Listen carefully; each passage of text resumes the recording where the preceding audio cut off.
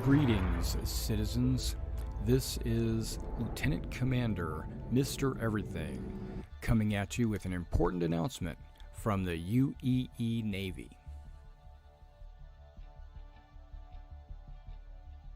The 1st Naval Aerospace Squadron, the Lions, is recruiting. Be a part of something great. Join now. We are looking for new and veteran players. The 1st Naval Aerospace Squadron is a UEE Navy carrier-based squadron. If you're looking for a disciplined, well-trained unit, join now. Not only do we want combat professions, but we need first-person marine experts, merchants, miners, salvage. All professions are welcome in the 1st Naval Aerospace Squadron. Our mission is to protect the UEE and its citizens. Join the 1st Naval Aerospace Squadron.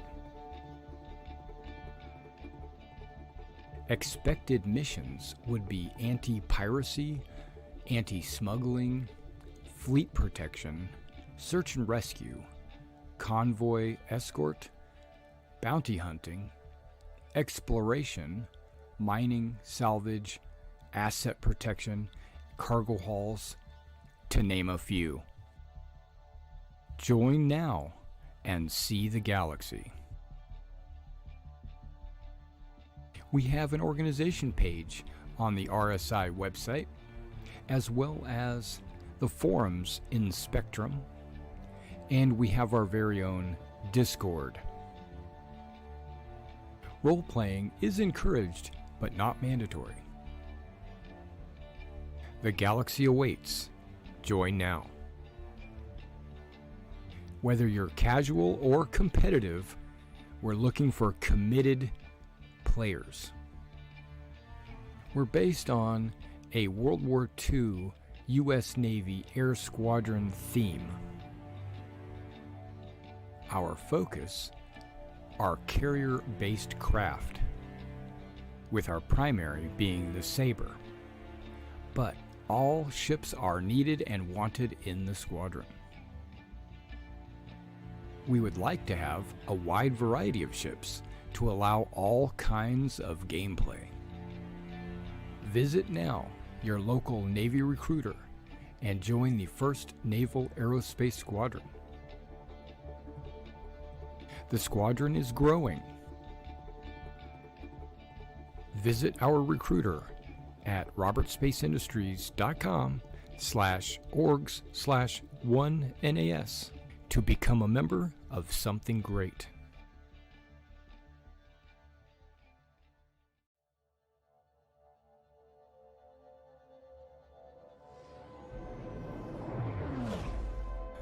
Greetings, citizens. This is Lieutenant Commander Mr. Everything coming at you with an important announcement from the UEE Navy. The 1st Naval Aerospace Squadron, the Lions, is recruiting.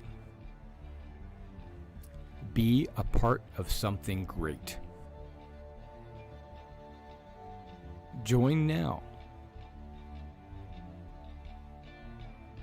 We are looking for new and veteran players.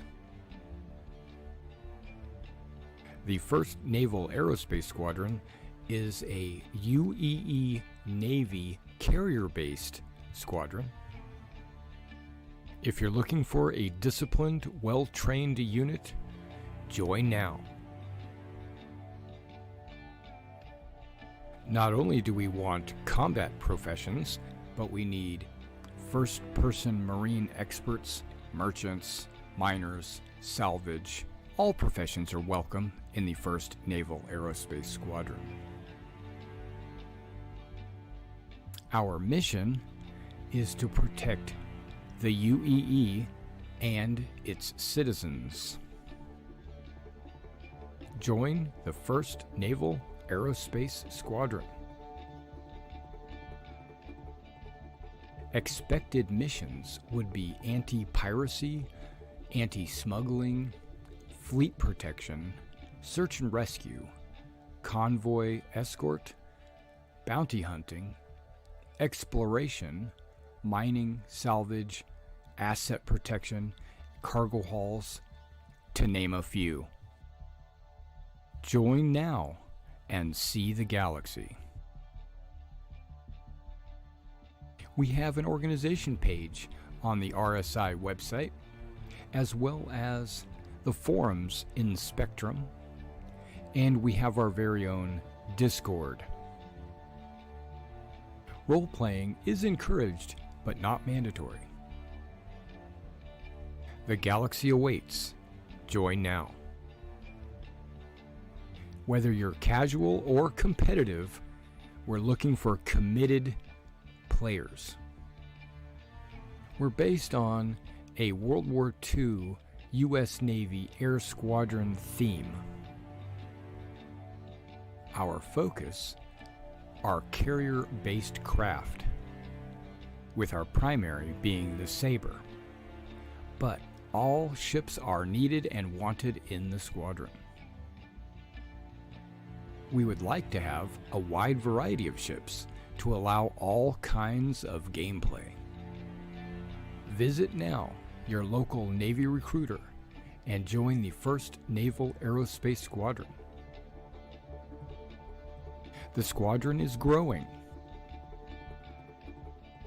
Visit our recruiter at robertspaceindustriescom/orgs/1NAS to become a member of something great.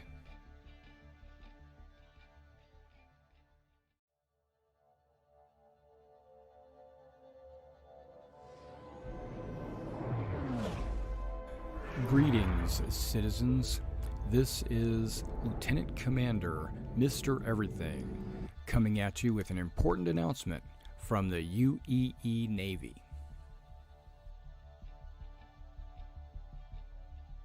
The 1st Naval Aerospace Squadron, the Lions, is recruiting. Be a part of something great. Join now. We are looking for new and veteran players. The 1st Naval Aerospace Squadron is a UEE Navy carrier-based squadron. If you're looking for a disciplined, well-trained unit, join now. Not only do we want combat professions, but we need first-person marine experts, merchants, miners, salvage. All professions are welcome in the 1st Naval Aerospace Squadron. Our mission is to protect the UEE and its citizens. Join the 1st Naval Aerospace Squadron. Expected missions would be anti-piracy, anti-smuggling, fleet protection, search and rescue, convoy escort, bounty hunting, exploration, mining, salvage, asset protection, cargo hauls, to name a few. Join now and see the galaxy. We have an organization page on the RSI website, as well as the forums in Spectrum, and we have our very own Discord. Role-playing is encouraged, but not mandatory. The galaxy awaits. Join now. Whether you're casual or competitive, we're looking for committed players. We're based on a World War II U.S. Navy Air Squadron theme. Our focus are carrier-based craft, with our primary being the Sabre. But all ships are needed and wanted in the squadron. We would like to have a wide variety of ships to allow all kinds of gameplay. Visit now your local Navy recruiter and join the 1st Naval Aerospace Squadron. The squadron is growing. Visit our recruiter at robertspaceindustriescom/orgs/1NAS to become a member of something great.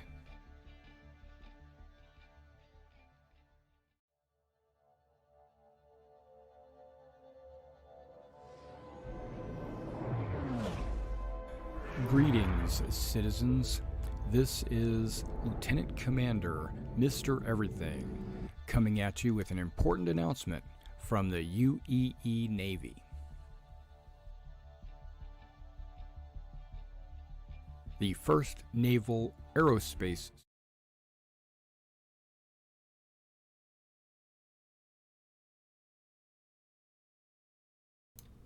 There we go. All right, guys.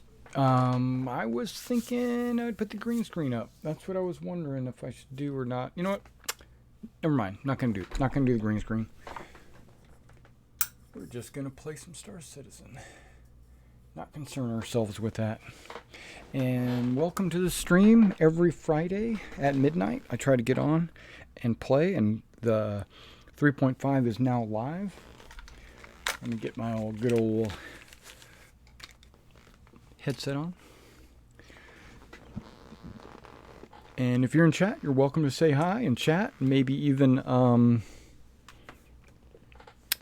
ask some questions, start a conversation. I'll be glad to engage with you. But otherwise, I am going to basically just do some missions. Okay, I see that.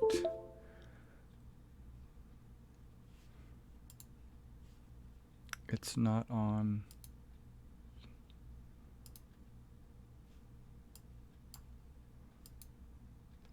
Doesn't need to be there, but. Hey, Goosebelly, what's going on, man?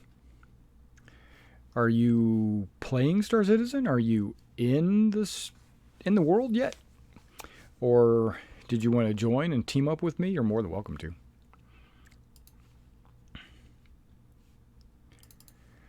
You hit the launcher and see what happens.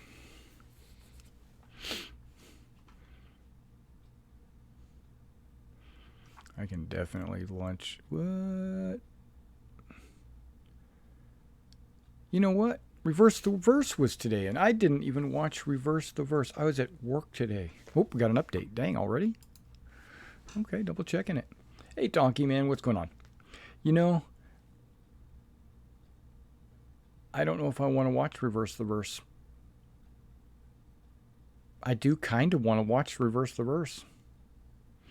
But I know, okay, Dave Haddock and lead writer Will take us inside the process as they develop story elements. I am going to watch it, but I'm not going to watch it on stream with you guys. Unless you just want to. Unless you want to watch it with me. Because I'm totally down for that. But I don't want to put you guys through that if maybe you've already watched it this afternoon or something. I'll watch it while I'm painting figures. Which I'm in the middle of, just FYI. I'm in the middle of, you know what, I'm going to turn some light on.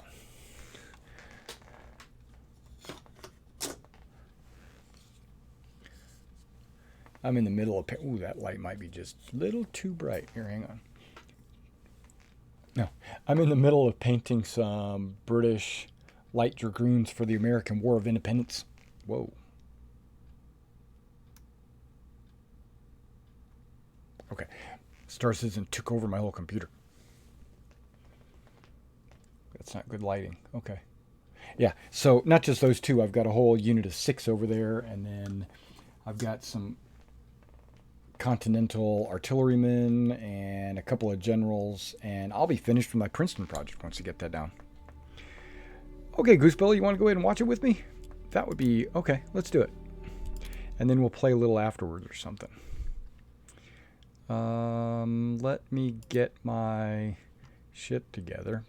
How about that? Let's do this. Let's take my center monitor and turn it on and turn Star Citizen off. Yep. And let's go to YouTube. Oh, okay. Good, then we'll both watch it here. YouTube. And let's go to Star Citizen. Videos. Wait, was this last week? No, that was today. It doesn't even I mean, how many times in this day and age are you gonna make a Finding Forrester reference in casual conversation? With internet defined. With me, it's a lot. It, I do a lot. you're the man now, dog. You're the man now, dog.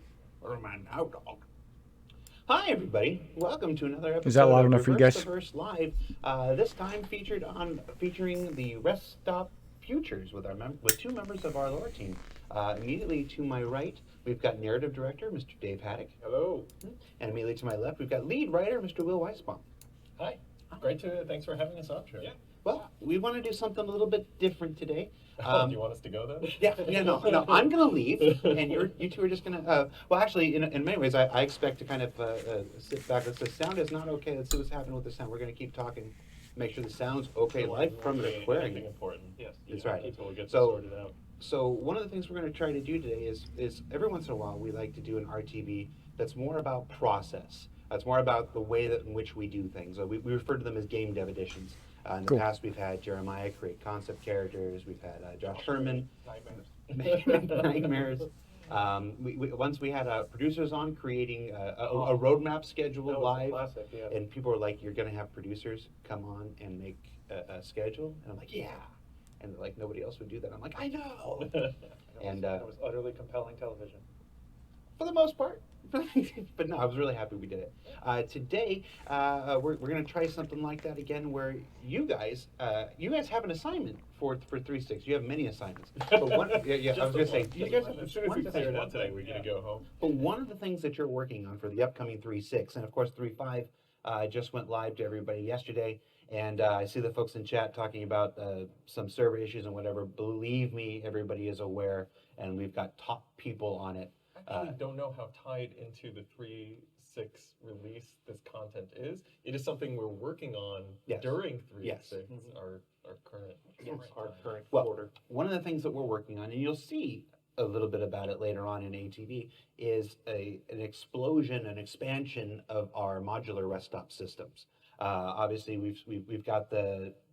I don't know how many are active in 3.5 now. There's a bunch. There's There- all the low range points. Right. Not all of them, but most of them have rest stops going, where you can go and hang out at the R&Rs and buy stuff, sell stuff. But we were planning to not only expand to even more, but change their design and evolve their design, make more modular elements, make them more visually unique, and stuff like that. I know Yeah. Hilditch is doing some great R&D right now with new shapes and a new shape language for these things, so that they look more like space stations, Yeah. whatever space stations look like. Yeah, You know, kind of. everybody's got their own. Yeah, ideas. messing up their silhouette. Yeah, the art team and tech team have been doing some amazing things with the procedural generations of the space station. So while they're doing this, they have a request for you. And what is that request from you guys? Yeah, so we were meeting with them this last week, and basically the idea was that right now, as Will said, we have the R&R Rest and Relax stops, which are sort of our middle of the road franchise type deal. And talking with Ian and Eddie and the design team and stuff, they were basically like, we're looking for a couple more variations as far as like companies, brands type thing, just to kind of add some variety and some flavor to some of the different ones that they're coming up with. So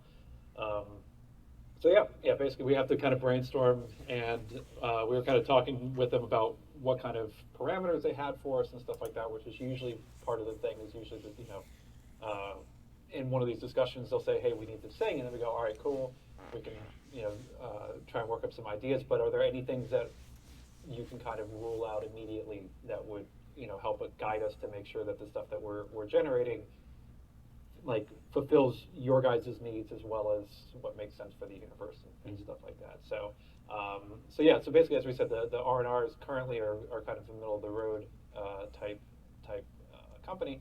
So could we come up with sort of a higher end luxury version company or station type, and more of a lower end one? So that's usually the kind of approach we take, is the high, middle, low. It gives us a good breadth, at least for a first pass of stuff, rather than coming up with like 50 different variants. We say, what's the high end fancy version of something? What's the low end, messed up version? What's the middle of the road? And that gets us a good breadth to start with. And then there's always room later on down the line to start filling in more of that flavor, to add more companies. But at least to start, it's a great place to go. So right off the bat, are these truck stops or rest stops? Our own development team tends to use the term interchangeably. We're trying to do a rebranding internally to make sure that people stop using truck stop, because truck obviously it's not really what it is. Space truckers, but it's not quite the term that's honed in on. In general, it's more of kind of these rest stops, especially for how people are using it and the breadth of people who go visit these locations in the universe. It isn't just for these long haul space truckers per se. Everyone needs to stop at these things out there. It's how you fuel, it's how you, if you're in a single seater, it's how you go to the bathroom. Stretch your legs walking around. It's hard because doing weekly shows, covering development, conveying the things that we're working on in ways that people understand. You look for as many attachments to the modern day as you can. I think that's where truck stop came in. It's like a truck stop. I mean, a lot of the references that we were using initially when talking about it was Iowa 80, which is a very big. I think it might be one of the largest, if not the largest, truck stops on. I think it's actually Iowa 80 highway. And on the sort of New Jersey Turnpike on 95 on the East Coast, like those kind of standardized rest stops that you come across, where it's like, they have the KFC or the McDonald's and stuff like that, just to give you kind of two varieties that we drew from. So like those were the more kind of standardized, because they always kind of look the same, they just have different kind of amenities. Right. And then there's one company out there selling designs for truck stops around the country. Yeah, and they're populating them with whatever restaurants and stuff like that. So those were sort of the original kind of kickoff type thing. But hence why it was very common to just have them internally be known as truck stops, and then we're like. So one of the ways that you guys work is through shared documentation, like Google Docs, for instance. I can already see, if we can bring that up on the screen for just a minute, I can already see that you've got a Google Doc started here. Oh yeah. What are we? Hey, there's Michael Keaton. Didn't we have Michael Keaton the last time we did? Yeah, we always start any kind of rocket project we do by finding which Michael Keaton are we using as a touchstone for this. In this case, it's Michael Keaton from Spider-Man: Homecoming as the Vulture. Like I didn't remember that until I just saw that. I'm like literally, it's like the last time we did this was like 2-3 years ago. I feel like that we had a lot of Michael Keaton photos. Oh yeah. Yeah, it was a steady stream. I mean, it was a dense topic, so we spent a lot of time trying to figure out what was the Michael Keaton inspiration. Mm-hmm. So that was sort of the thing. It's like, are we going Clean and Sober, or are we going Mr. Mom? That's a tough choice, because I love Mr. Mom, but Clean and Sober got him an Academy Award nomination. Yeah, so it's tough. I mean, or you go with later stuff Out of Sight, which I don't know. So like if the Vultures are an R&R rest stop, we have to figure out who is our Jack Frost rest stop.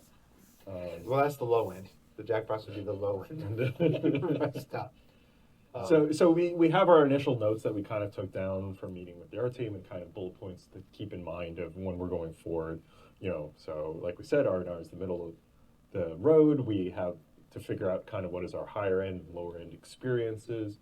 And one of the limitations, like Dave was talking about, is that the base building blocks for the procedural generation are going to be relatively similar. So they told us to think more about will be like a rebranding, color and stuff, but the base architecture of the space stations we shouldn't expect to wildly deviate, at least for now.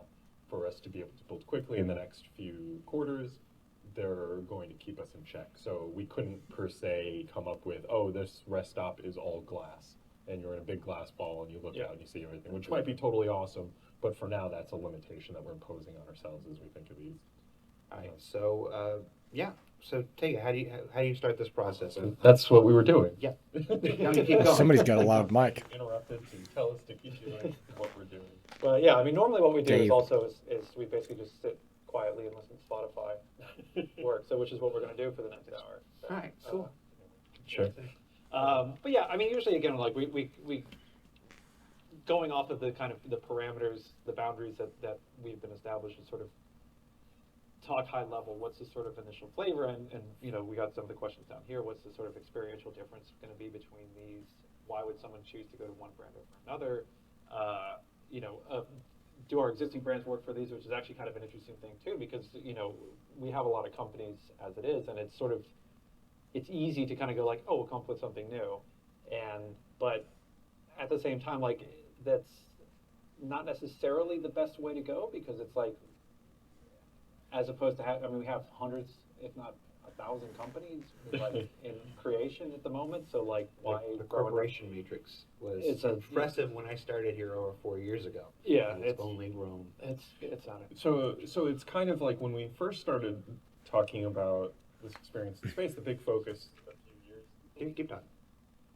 few years ago, it was all about the fuel stations, about how were ships going to refuel in space. And so some of you might remember an old portfolio where we wrote up all these companies. We had CTR, we had Fuel Pump, Cryastro, and Cryastro we had in game for a while, where you would go there, you would land and be able to refuel and repair. But then along the way, it started talking about, well, we want people to get out of their ships more, we want them to have more of experience, have this collection of these shops. And that's when we started developing R&R. We came up with all this branding for what these rest stops were going to be. But now we're wondering, all right, if independent, just solo kind of fuel stations aren't really as much as what design wants anymore, or is that a good opportunity for us to kind of shift what those fuel stations were into what these rest stops might become? So we could take a look at, say, like, you know, CTR was an interesting company because it was one of the first kind of Xi'an associated companies, and I was kind of thinking like maybe that would be real interesting to put forth as kind of our high-end experience, is that they got this slight alien CTR, vibe what is going with that? them. They're appealing to humans on a different kind of connection way, and maybe that's what they're doing. You know, we already had Cryastro. How does Cryastro fit into this? Are they a good candidate for anything? They were kind of proposed, but Yeah, it's a sort of with them. One of the things that was kind of appealing about possibly running with them as a potential company was that idea of, you know, you gas stations now start to have more and more amenities. You know, particularly if you're you know, doing kind of highway travel and stuff like that, where they'll have you know, a little deli, sometimes a full restaurant, you know, that type of thing. So it's like, it's off the cuff. It seemed to make sense that Cryastro could be a potential candidate to throw out there, because again, it's still, these are amenities for travelers. So they're traveling through space, so you know, and they want to get you with their gas, so they give you a place to stretch your legs or go to the bathroom or take a shower, stuff like that. From a player perspective, there's also, I think, some level of emotional attachment to Cryastro, because, you know, ever since 2.0, when 2.0 launched in the end of 2015, I mean, Cryastro was one of the first space stations we ever saw besides Port Olisar. So it's as Star Citizen continues to develop, and you're just adding more Michael Keatons. As Star Citizen continues to develop and more corporations come in and they go, you know, it's one of those, you always remember your first kind of thing. So I think there's lots of there's a lot we can do at Cryastro. a lot of crime at Cryastro too, if I remember correctly. There were some protests around Cryastro at one point, if I remember correctly. well, we also have, like, if I'm wrong, we have the CTR logos like in game all over the place. Like it's that circle, blue and white and red logo. Yeah. But we don't have it actually represented as a company that you can go do anything with. We made a lot of logos early on for these companies that we thought we were going to have, and then artists and UI CTR is people not grabbed them to Cryastro, use is as it? props. No. And so now we have the CTR logo in game. So it's always nice for me to think like, oh, hey, can we actually have this mean something and bring it in that way? Well, there's something, I mean, actually, and again, I mean, this is, again, sort of the process is, the interesting thing actually about that is whether CTR might be an interesting candidate for sort of the higher end one because of their Xi'an influence. There's, I mean, again, like the structure of it won't look very different, so maybe it's not the best served. Well, maybe it's like Mist. Mist don't look like Xi'an ships, but there's some Xi'an influence in their design. Yeah. So maybe a CTR station would have similar influences. Yeah, yeah. Maybe just the verticality. Pulls of verticality. There could be, yeah. I don't know if we can do kind of weirdo artificial gravity stuff, not in the station itself, but like as sort of. Yeah, that might be. Right off the bat, there were when we first started talking about the subject, that chat was going off of like Banu stations. They want alien stations. Yeah. So maybe in the heart of Stanton system, maybe not. But if you could sneak in some Xi'an influence through something like CTR. Well, the thing that actually, I mean, it's an interesting point because I mean, one of the things that we've talked about with the Banu particularly, and this was when we were kind of in the early days doing a lot of the star map stuff, was this idea of the Banu flotillas. So, I think we might have even talked about it, I think the last time we were here, where it was sort of inspired by the raft in Snow Crash. Snow Crash, where all the boats lashed together and stuff. I never saw that. I don't like snow. It's a book. It's coarse and it's fun. it's everywhere. I can get you too soon. But no, but just this idea of like 20 years. Too soon. Keep on.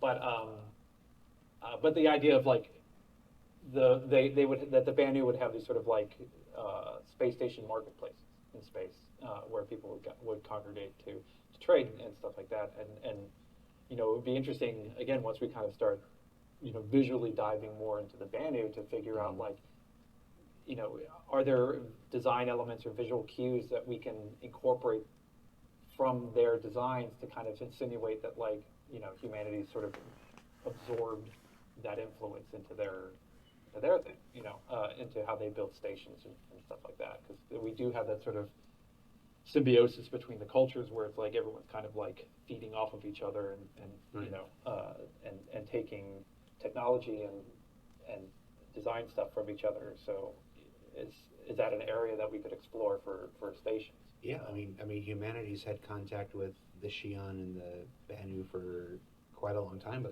the time we catch up to the Star Citizen universe in the game, so there's got to be all kinds of ways, that they've influenced even just human culture and human society. I mean, you already see, the people walking around with Chinese or Japanese writing on tattoos and stuff like that. Right. People that have never been to Japan and stuff like that. And so who have hopefully gotten a good translation. hopefully. I mean, so maybe something to think about before we go through like assigning out the actual owner of these stations, kind of that experience thing of like what makes a low end station low end. Let's do it. And it's kind of easy to be like, oh well, it's crappier, like it's dirty and it's like that, but that doesn't actually, like, no one builds like their station to be like dirty, like so like it's not like, is it that like, do we say that maybe the low end stations, you like food experience wise, maybe you would get like a lot of the chain restaurants at an R&R, like you would hit the big Bennies, but because like these low end stations, I'm assuming that they would be placed either like far out away from main trade lanes, which is why they're doing less business. They can't afford to be as nice. They're a little smaller because they're not servicing as many people. Maybe they're in frontier systems, and so maybe like we separate out like what kind of shopping experience you would see there. So like maybe it would be like vending machines or one kind of cafeteria restaurant and not a brand name restaurant. Femship Forever says, I imagine the ones modeled after the New Jersey Turnpike will be low end. They said, let's get some suggestions in chat. Talk to us about what you think a low end rest stop would be. It could just be sort of what kind of amenities you get. are available to you. Like higher end ones might have spas or showers or like kind of weirder. But showers as a high end. I'm just saying like yeah, naturally, of course. Being able to shower at a rest stop, that's pretty pimp. Black Dragon Tooth says everyone's got to have a coffee shop.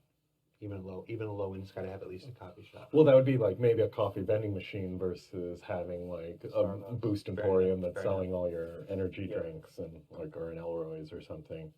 Yeah. Like that the machine in Terminator 2 that does the playing cards on the side, and then the fifth card is on the bottom, Just and then T1000 stabs you. I remember those. Just avoid that last part.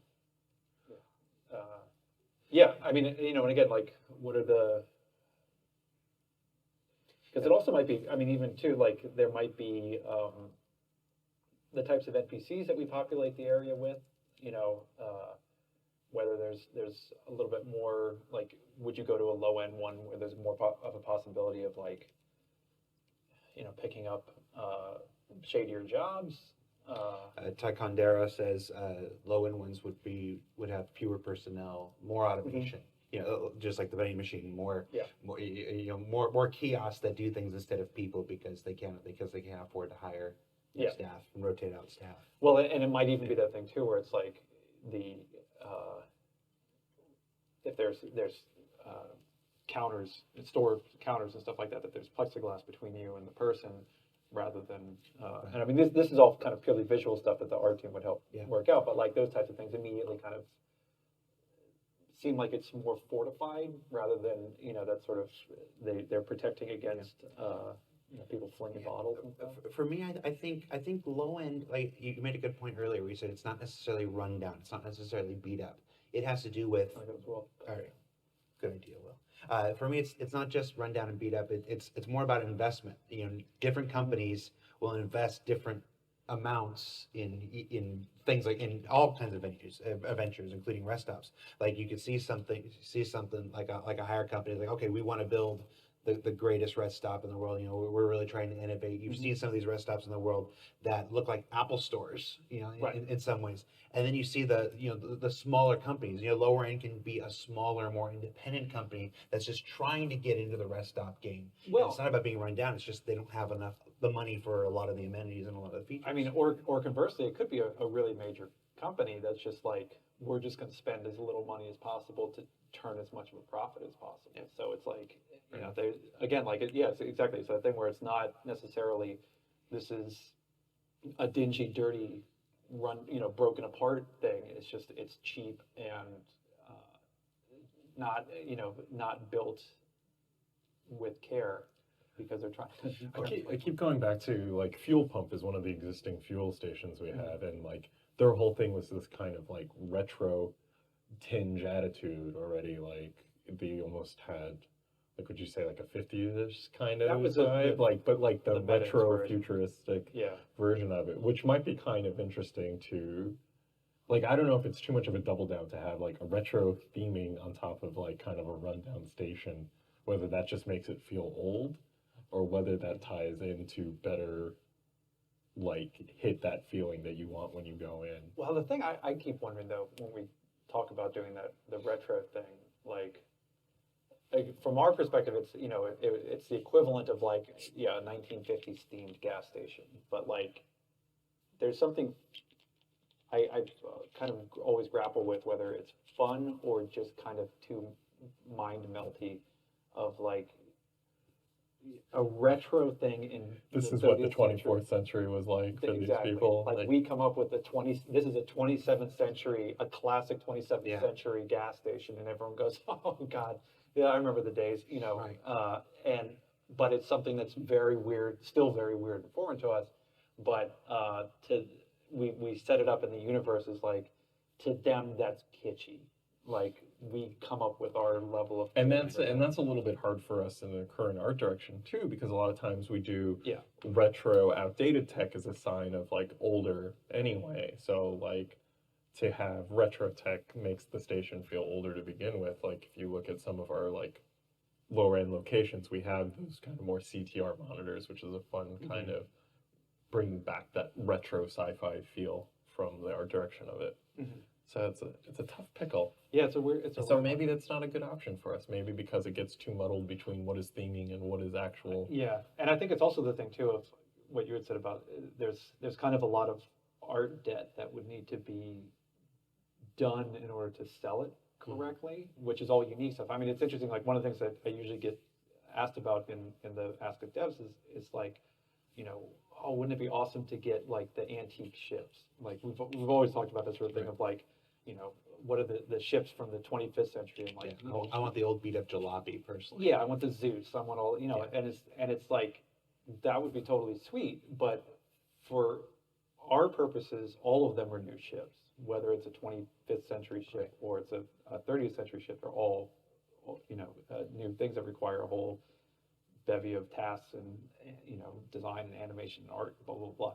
So it's still tough to do. We can come up with it. It's easy enough to just come up with it and drop it in a lore post, but like the realization of it becomes a different matter. So like coming up with the kitschy, you know, Bennigan's like art crap on the wall that is a throwback to a different era means 1,000 new props that we don't necessarily have the bandwidth. Corbin Jones in the chat says, I want to see a Big Benny's restaurant.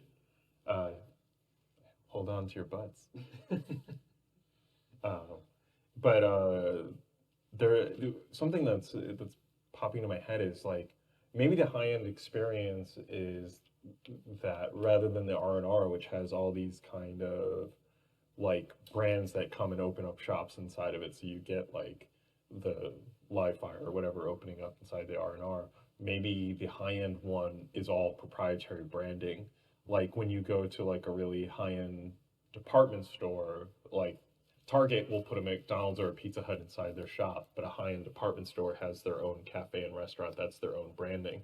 So whereas you get all this like weapon and clothing experience, let's say for argument it was CTR, when you go inside, there's no other brands. You have all this stuff, and they just say like clothing in a fancy like scrolling font, and it's theirs, and they own the experience It's from sort top it's to almost bottom. like a duty-free thing at the airport, where it's Yeah, like, yeah. it's just it's a bunch of the products and made by the people that you know, but it's not a center mass store. It's just their section for ship weapons.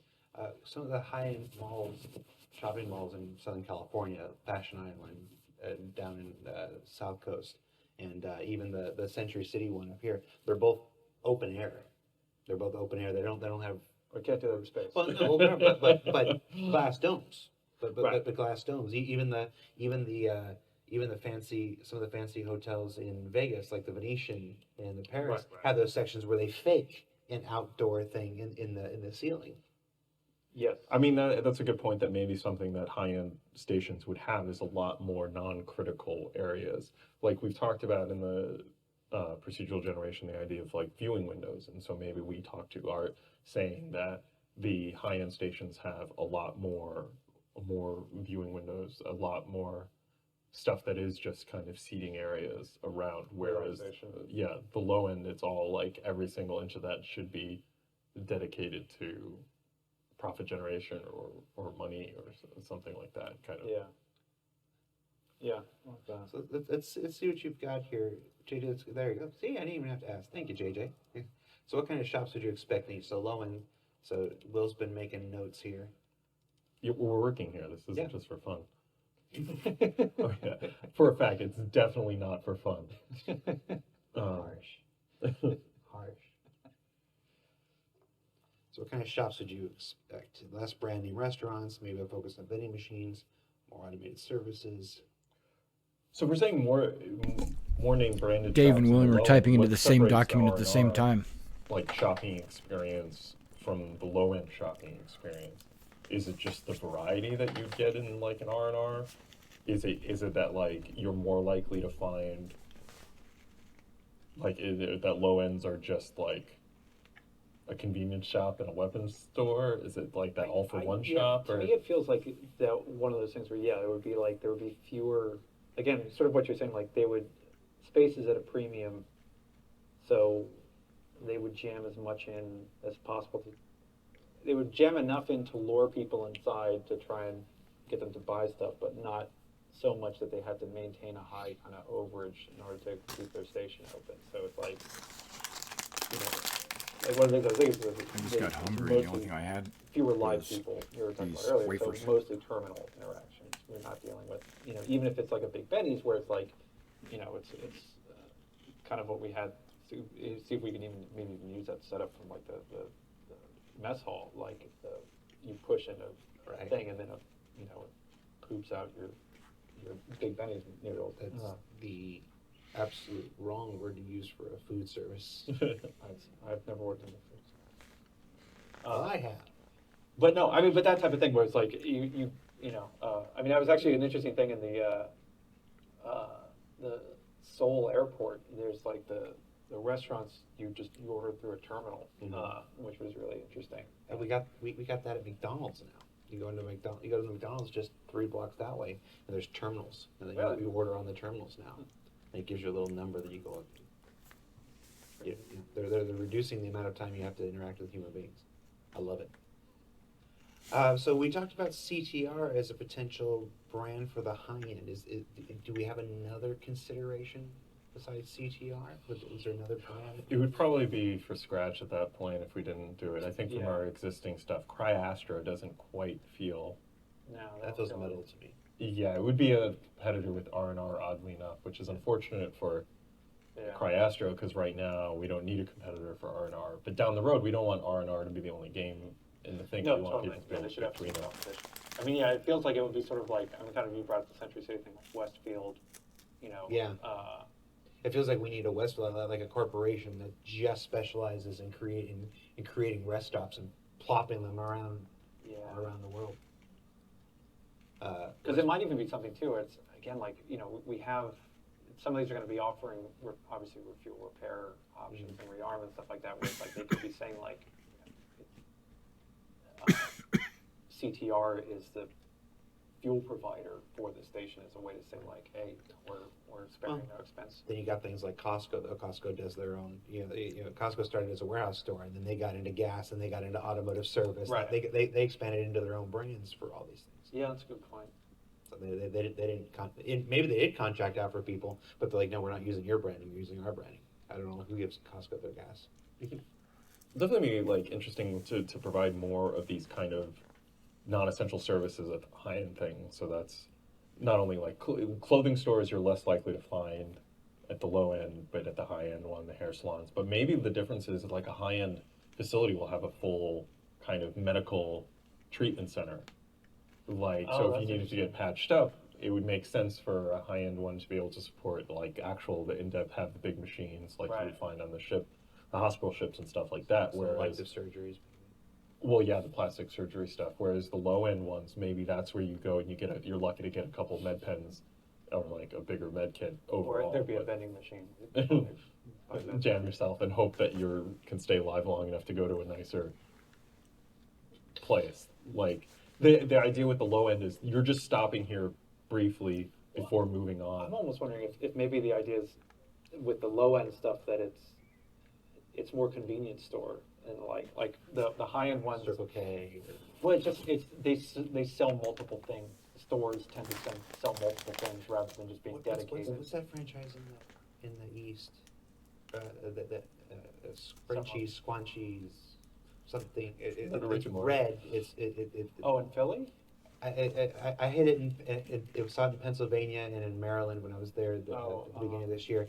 Foodies, what's it called, people? It's in the East. It was in Maryland. It was in D.C. It was in Pennsylvania, and they had these automated food kiosks. It's close to Wawa, but it's not Wawa. Although Wawa is a good example. I went to these kiosks and I was able to order Sheets. That's it. Thank you, Sir Wiley. Sheets. You ever been to a Sheets? I've never been to a Sheets. They got these kiosks. It's a whole thing. It's just like literally what you just described for the low end with Sheets, and their kiosks That is tough to were Google. able to make these food monstrosities. I was able to get like hamburgers with mozzarella sticks in them and French fries inside the hamburgers, and you just make these terrible food monstrosities, and you don't have to look anybody in the eye when you're doing it. You just order it, and then you just kind of wait, and they call a number. They don't take your name; it's a number. So there's no personally identifiable aspects to get shamed for this terrible food construction that you ordered. Oh, Yeah, Sheets. But like if this is like a low end brand, Buc-ee's. and we've also talked about outside of the brand, like the branding that we're going to come at first. We're also going to, the idea is that we would also be able to do mom and pop stations down the road as well. That this is Jared's rest stop that isn't tied into this bigger company, isn't part of the conglomerate. It just has weird stuff and it's a little random station, and that's No, important not to an us. for Chef Disco. That where does he? That's where he cooks. So yeah, but this will be more of that kind of branded experience. I mean, it's interesting to me if we gave him like an official tie-in with Kelto, which is our big convenience store. Do we have another convenience store? We have to troll. No, not at the moment. But like the always like you go to this landing place. It's like the Well, I I almost keep would using just- American references. Do we just 'cause make it's the very well. Kelto? Do we just bite the bullet? Make the low end Kelto? My next question was, we've got a CT, a company for the high end. We haven't had any suggestions for the low ends. I mean, it Well, may- Frisk Landing is the one that's called out. We've talked about more planetary, but they were called out as a low end, specifically refueling service option. CTR, I can't remember the last letter. But I mean, I just wonder, it's like if it just becomes Kelto. We start to establish, because we haven't established them. We talk about them. We've been talking about them ever since Kid Crimson. I think was the first drop of it. And we do like the idea of the convenience store. We're trying to introduce in some of our planetary locations as well. I'm going to give a plug for the Kid Crimson storyline. It's one of the earliest lore stories that was released on RobertSpaceIndustries.com website. It goes back to like 2012, early 2013. If you haven't checked it out, you should, because it's one of the things that got me into this project. So check out the Kid Crimson stuff. Yeah, I read Kid Crimson. I'll sell it. You guys don't have to sell it. I'll sell it. That's what I'm here for. I'm the shill. I'm the shill. So like in Kelto, like almost Walmart has their kind of gas station outside their own brand. There would be kind of that idea that Kelto has expanded out into these floating. Maybe they even got their start from offering space-based convenience stores, and it just became a natural thing, or they bought a couple after they opened up shops in them, Right. and decided to manage them themselves and fully brand it out. Would it be weird then if it's a also a Kelto store? to have any other? Would the only store be in Kelto's be the Kelto convenience shop, and they would have food vending machines and refueling options? I mean, we had said that they kind of cover everything. They do. It'd be a little bit of everything. You can so would see- only you can expect see to be their able to gears find, like, turning. 4 guns and 3 Yeah, big or t-shirts. like maybe they do rearming, like just ammo. Like Yeah, it would definitely feel like that gas station kind of vibe where maybe you could pick up headphones, but they're like weird ones, and like right, they're knockoff. Oh. They're deets. it's definitely interesting. And there's something happening here. No, I'm talking about. I got a thing sent to me in January when I was on vacation, and nobody thought to give it to me until today. So I literally just got it. It's been sitting in the storage since January, since I was gone. And somebody just gave it to me today, so I was just opening it. Oh, Right now, let's. No, what is no, it? wait, no, keep. You can, We've been totally derailed. Let's just run with it. Well, no, it has nothing to do with the show. I just wanted to. No, it looks like the JR Fabrications sent me one of their Grey Cats. Oh man, that is pretty. Yeah, Okay, wait, the let me models see this. that they're doing. Like I saw everybody else on Twitter get one, and I was a little bummed that I didn't get one. And then but I wasn't gonna say anything. It's like I sit there and like, they didn't send me one. I was actually sad, but I wasn't gonna say anything because So I mean, they didn't send me one. and then today, because we got a new person up front, she goes, "I found this under a desk with your name on it." Huh. And I'm like, "Yeah, apparently I was sent one back Oh, in wow. January. I was sent one back in January." And it's Hats just- off. it's just a Kudos. little- Yeah, I didn't set this up. We don't have a camera shot to do it. But you keep talking. I'm gonna walk into the camera and see if I can show it. Just ignore what Jared's doing. Just ignore what Jared's doing. And keep talking about what we're talking about. Yeah, so it would just be kind of like confirming. We'll have to go back with design after this and see exactly, kind of hone in what services need to be offered Yes. in a rest stop bare minimum. Like, does every rest stop need like No, TDD no, no, no, functionality? Do we all need to buy stuff, or are we saying like maybe these low end ones don't do that, or can stuff like the TDD exist harmoniously with Kelto? Well, and also Oh, just keep talking. Keep Yeah, talking. this is great, Jared. They can hear what you're saying. I touched my mic. Oh, Cool. Alright. sorry everyone. I apologize. You should have said something earlier, JJ.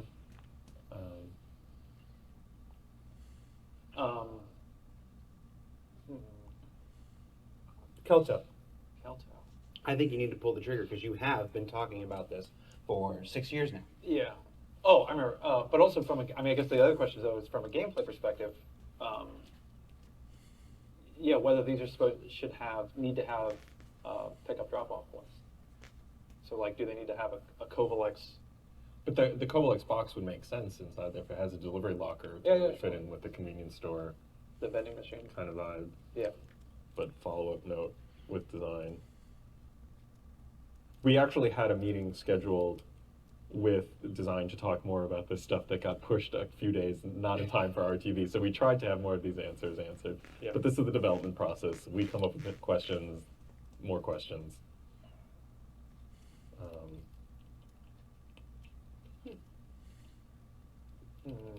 The Kelto is KEL-TO. TO with their hydrofrost. Yeah, Was which that is- short for something, Kelto? I don't remember. No, I think it just sounded okay. Okay. But yeah, like they should be able to support. Maybe they just wouldn't do commodity exchanges, which wouldn't be maybe an issue in some of the more out there places.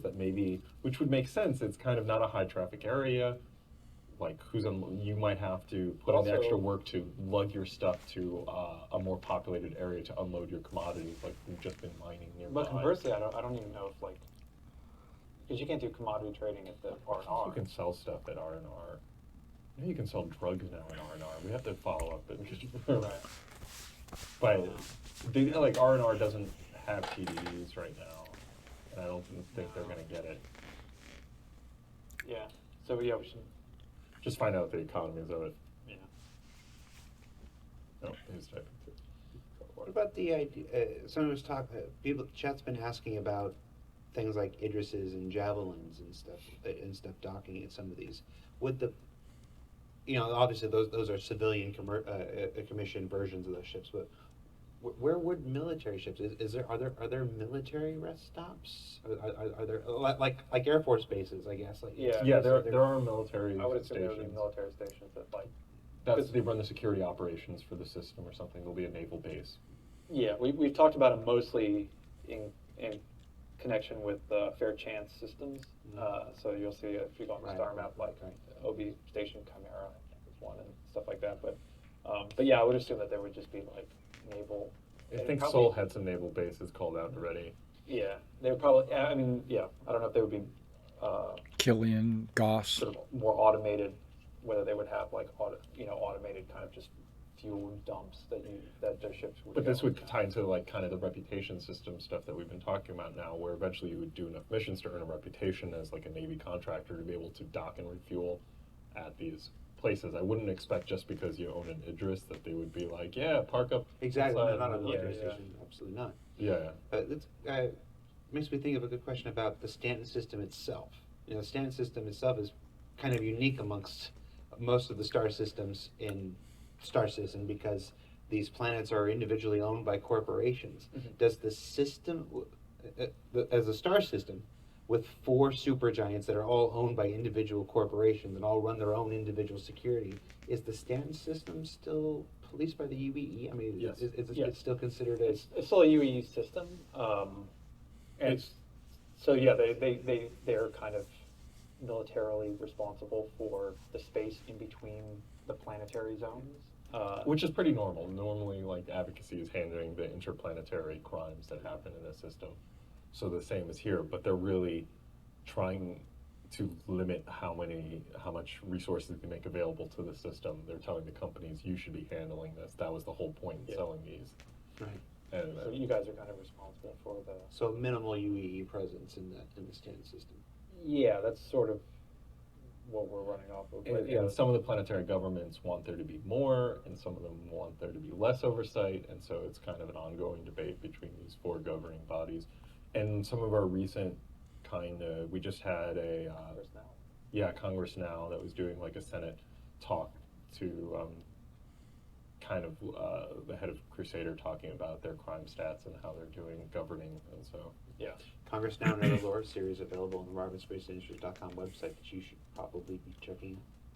Which is weirdly popular, just like Also, Star call Wars. your mother. yeah, make sure to read last week's Star Watch for all the latest info on celebrities in Star Citizen. It's such a positive feature. I know people keep clamoring for more. So. So Kelto is kind of our top contender, which would be interesting if we went with so they would be this heavily branded mono store, and in some way we could do it where the high end was almost the same thing if we went with that. They didn't have their own franchises inside themselves, that they just everything was them branded as well, but it would just be the breadth of options kind of out. Yeah, we could. I mean, we should check that. That might be a good thing, talking point to go over whether they want to do that sort of unilateral thing. Because I could also see it going the other way, where it's that, because we're, Starfields, we are allowing, we have partnered with, these luxury brands to validate us. So it becomes that thing where it's like, because it's kind of currency. It's like coming to our mall because we have an Apple store, and everyone goes, "Ooh, they have an Apple store. This place is really swank." But Oh, go ahead. but that might be the difference. I'm wondering if they would have their weapon section would have a Max Ox display, where they would have a bunch of Max Ox weapons, versus having a live fire that was doing that Right. inside. Would it be more about the actual item branding that we sell, bearing a Max Ox, versus we have a live fire and live fire sells whatever they sell? In some of the higher end airports, they're kind of like what you've been talking about, where everything has its own branding. They're not all the shops have brands that you don't necessarily see outside in the real world, but then right under it, it's like Airwaves by Shake and Bake. Or something like that, and then it's tiny. They invite all these other companies in, but then they're not allowed to trade on their branding, on the outside. So it's a whole different presentation. It's the way I've seen McDonald's or KFCs or whatever in airports that don't look like any McDonald's or KFC you see anywhere else. Right. They're individual installations of those things, and it's operated by McDonald's. It's Burger Town. I mean, that would be something that we could do, where we could talk to Art about this. That would really maybe help set it apart, is we limit how much of the aggressive advertising that we do inside this rest stop. Like all the other rest stops, you see billboards and posters and logos and neon signs everywhere. That maybe when we use the wall breakup art spaces, it actually is for art. Like you walk through and you see a potted plant with a nice abstract painting, and not an ad for the latest Origin 300i. Or if we do have it, we minimize it so it's more. I mean, it opens. I mean, again, it opens up interesting doors. Kind of what you were saying before about they offer more relaxation,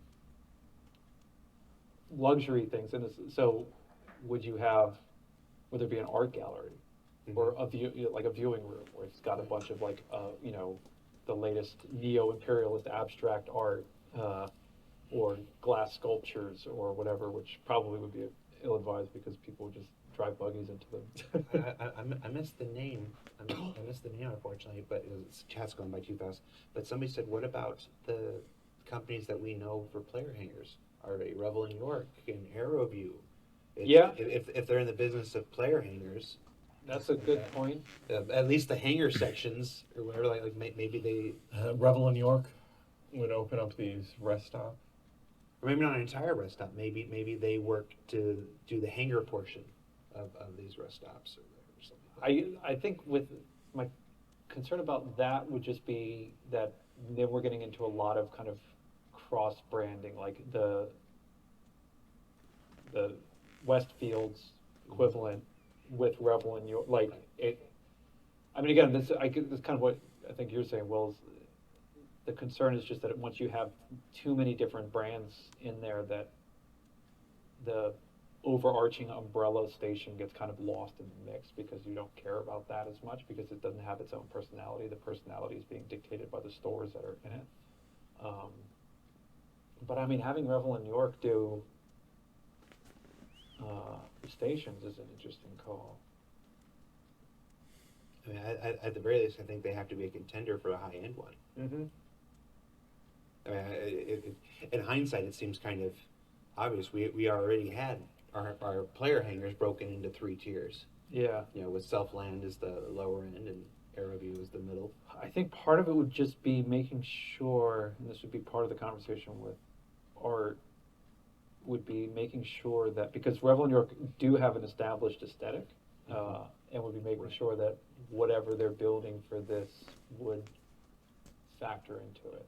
Well, they haven't. They built one. We've seen their established aesthetic for one kind of player in here. It's True, but it's just that thing of like, because they do the sort of almost plastic white with the brown wood and stuff like that, which is a very distinct look. So it would be sort of a question of like, I think whether that's that smart. is a through, could be maintained as a through line, or if we could just, it's just a thing of You can reuse assets. different key.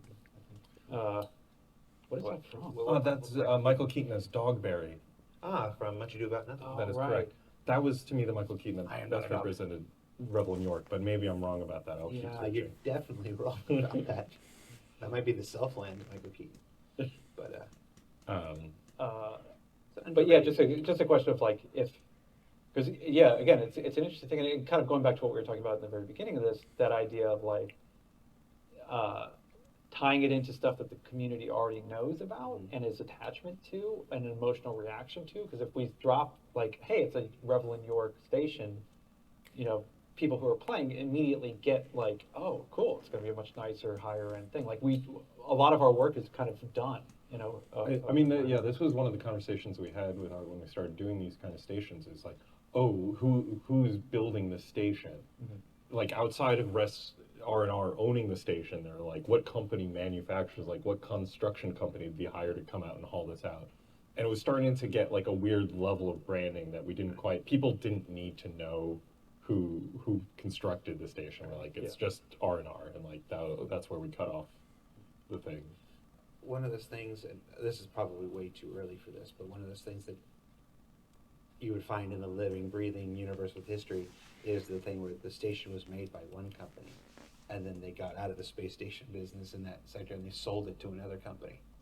And so you've got somebody else's name now on something that's completely against their style because they bought it to operate. Yeah, I mean, we have talked about that sort of thing, because one of the things that we always talk about with as sort of like the chronology of when a new system is discovered is that you know, so they discovered, someone discovers a jump point, they sell the data to the UEE, the UEE sends in sort of the initial kind of prospecting scouting team. They build a space station just inside the jump point that's sort of like their main base of operations. And while they go out and they sort of survey the system and figure out what's there and stuff like that, and then they have terraforming, you know, they have terraforming candidates that they go and they build a station outside of that to house the terraformers as well as Maybe a VFG industrial station. that type of first stuff. one. And then the question is like, well, what happens to that initial space station that was there? Because that's your first point of civilization in the system. So does that get converted into something else? Is it Great still? thanks. No, that was a workers. But I mean, the same thing. It starts. What I'm saying, it starts Oh, with life yeah. as one thing, and then became another thing over time. Yeah, or maybe it stays. It's a similar thing. It's just it's a way station for people who are making their way in or out of the system, stuff like that. So there's we've kind of tried to figure out like how can we kind of insinuate or that history for some of these places, that there's like oh, this space station or rest stop was the original terraforming station in the system. And you know, how do we, yes, it's got branding and it's got stores now and stuff like that, but how do we insinuate that there was this history to it, which could be really fun. For everybody who's spent the last 55 minutes asking if players are going to get to own their own space station, stuff like that, I want to say that's a game design question and not something that's decided by members of the I think they group. will. Just I think go ahead and make the some promise was yes. promises. no, And drop some dates. because you're not the one that gets in trouble for that. It's me. So I do wonder what other kind of, like, we've talked a lot about kind of the flavor differences. Like, we'll have to see with game design what kind of game design differences we can offer. Like, we've talked about what kind of repair stations can do installations of parts. So would you be able to expect to buy a new weapon and have it installed at a lower end station, or is that the kind of stuff that they're equipped for, or are we kind of limiting what kind of repairs? Say no, that like low end, one of the differences is, again, like obviously we have to talk this over with design, but it feels like just instinctually that you would want them to they'll top you off. Like they can repair your ship, get you flying again, and you can be out the door. But you know, if you want to buy a new car stereo, like you're not going to a gas station to do that. You know, and maybe the fuel options is the other thing that we can introduce at the high end one, where like we've talked, which is still in the design process, about having different kind of benefits for different kind of fuels that you'll see, like you know, well, maybe this is a quieter burn, more efficient burn, but lets you go for longer, or it's a faster versus other stuff. So kind of, I just want quantum fuel that doesn't maybe overheat my engine. the low end station you just buy gas, and at the higher one there's a full menu where you get to select exactly what kind of nuance you want there. Greyheart in chat is saying, seems to me that they're forgetting the purpose of real world stops. They were places for truckers and later families to pull over and sleep. Yeah, I had that called out in notes, like what kind of, like do all of them have rooms for rent? Yeah. Like we haven't done it in the R&R, but maybe the high-end ones have like whatever their version of the Easy Hab is. Or maybe as the stations spread out with this new procedural generations, we introduce Easy Habs into the R&R. Right. Yeah. And let's do the different tiers of. Yeah, again, it feels like the lower end ones probably wouldn't have that type of thing. Or they'd have the sleep cubicles that they have in Japan. You know, we just take the one out of the old 300i, Right. and just put a rack of them. Yeah, I mean, again, like there was the Seoul airport was really interesting because they had a hotel inside the terminal that you could rent for like 5 hours or 4 hours. They're converting an old terminal in New York right now into a hotel. Oh, really? Into like an hour, not hourly, but a short-term stay hotel. Right now, it's the old TWA terminal that they're converting. LaGuardia or JFK? I think it's in JFK, but I'm not sure. But one of the old TWA terminals is being converted into a retro-themed hotel for people that have layovers to stay over there and stuff. Yeah, it's interesting because I had a 5-6 hour layover, and I was severely contemplating like, just because you could put your bag down, you don't have to like walk around and stuff. Like, it was really interesting. And yeah, the rooms are, I mean, they're very bare bones, but you know, you don't need much. It's like a bathroom, a shower, and a bed, and a TV. Yeah. So we are actually out of time. What? Already? Wow. So let's go ahead and take a look at the doc. Let's see where we're at right now. Obviously, this is a process that takes longer than just an hour. Yes. As we demonstrated. But let's go through and see what we got. I mean, you can actually follow along with the page there. So Jeremiah, go ahead. Or Jeremiah. Jeez, JJ. Wow. I didn't mean to insult you that way. Everyone knows JJ stands for Jeremiah James. There's too many J names in this company. So let's see. Let's scroll up a little bit. Jeremiah, let's see. So what kinds of shops would you expect in each? So we got. So for low end, less brand name restaurants, if maybe a focus on vending machines, more automated services, more name brand stores, fewer live people, more terminals or automation. Stores tend to sell multiple types of things, you know, and then of course the realization that we've had Kelco sitting there for years, and maybe this is where we finally pull the trigger on that. And then of course you have follow-up notes for design. We got to follow up with them and get their requirements, like what are they envisioning happens in a low end station, because you know the tail doesn't always wag the dog here. No, yeah, totally. And again, I mean, The tail again, wags with all the this dog. stuff, you know, it's the process of like we kind of. You know, That's a good they go, saying. Yes, no. I'm gonna have to remember that one. Oh, sweet, that's cool. And incorporate it in and bounce around, and yeah, just sort of around and around. Drop off points, economy of selling stuff. Do they need places to sleep? Limited repair and refuel. Okay, keep going down, JJ. Yeah. Oh, that's definitely a high end speeding. Yeah, thank you. All right. Is that Bruce Wayne Michael Keaton? It is. Yeah. Yeah. Okay. From Wait, did you Tim Burton's ask? That's actually specifically from Batman Returns. The Return? Yeah, you can tell because of the color tint. Right. That's definitely a Batman Returns color tint there. So let's see, scroll down. Can Well, art? I'm glad we got the bottom of that. Yeah, so Revel in New York, can art support a visual aesthetic with their work? Because the Revel in New York hangers were developed quite a long time ago, and I think they were actually done with part of that work was done by Behavior at that time. Yeah. So different team working on stuff today. Emphasize closing non-critical shops, clothing stores, hair salons, medical facilities. Would these have rooms for rent? Proprietary brands? Would they have high-end associations? More Windows non-critical spaces. This is where I think you really hit on things. Sunrooms for plants, art galleries, sculptures. I would love to see an art gallery. I mean, we have so much concept art for all these different systems, and it would be great to they have a place inside the game as visual artistic representations of real world or real universe star systems and stuff. Yeah, and building that as a module so that like we could put it into the generation system would be pretty neat. So that maybe it has like this music space with a water fountain, and sometimes you end up with an art gallery and stuff like that. How do you handle advertising in a high-end station? We don't want it to look like that truck stop from Spaceballs. Right. Although it was a very cool space. Gus's Guzzler. Yeah. Now that is a Michael Keaton from the first. He was wearing the same turtleneck, so it's probably also from Batman Returns. But Yes, I think that's the scene where he is remembering Napier shot his, like when Vicky Vale's about to come in. well, that would be from the first movie. Yeah. So was he wearing the turtleneck in both movies? He was. All right. So anything else you want to leave people with before we take off? No, we'll definitely update like in game hopefully with what we come up with. Thank you so much for being with us as we did this thought exercise and come through it. I hope it was entertaining to hear us go. We'll have a segment later on in the quarter about the visual representation of what they're working on here with our own Eddie Hilditch. Who's working on that right now, and we're waiting for him to get a little further down the line before we showcase it. It's pretty awesome stuff. Yeah. Cool. So yeah, thanks for tuning in, guys. It's been another episode of Reverse the Verse. Thank you again, as always, to Dave and Will for coming on the show and helping me fill an hour each. Our pleasure. Week. Thanks so much. I love these. These things that get to show process to be raw like this is some of my favorites, and I hope the folks who watch think so too. So, and then we'll see you again next week.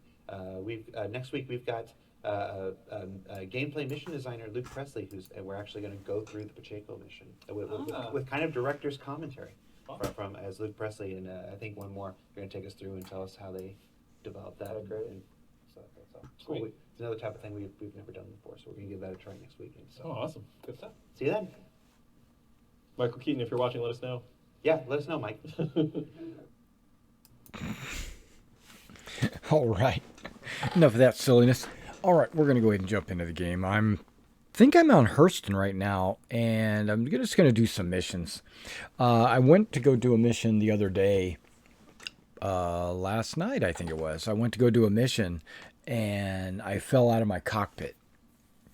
And when I respawned in my hab, I kept getting injured every time I tried to get out of the bed. And so it got to a point where I did it like 5 or 6 times and got frustrated. I even changed servers and... Oh, I didn't mean to do that. Meant to do that. Meant to do that. Meant to do that. Meant to do that. There we go. And now we're in. All right. So let me bring my volume of the game down.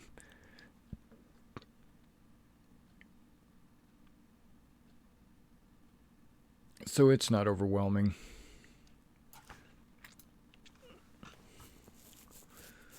Whoa, what's going on? Did I...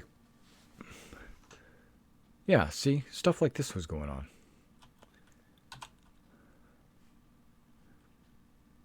You got no sound.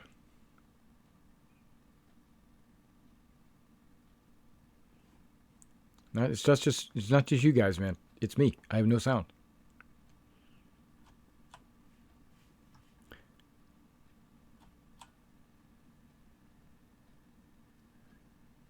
No sound. Let's try some. Whoop! I hear sound. Wait. I got sound? Don't have sound.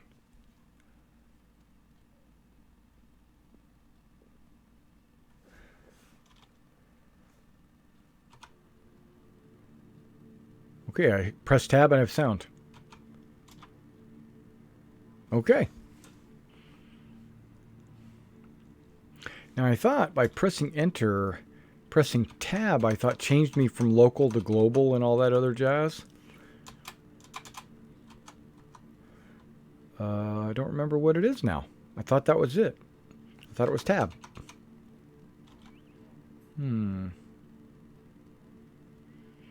If you're in chat, do you know?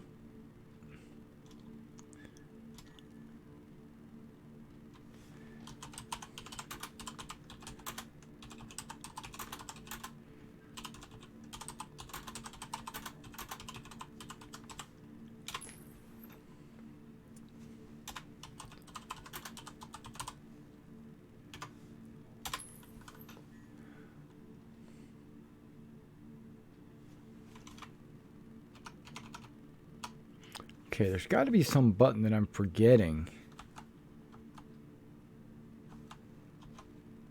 Not that. Not that.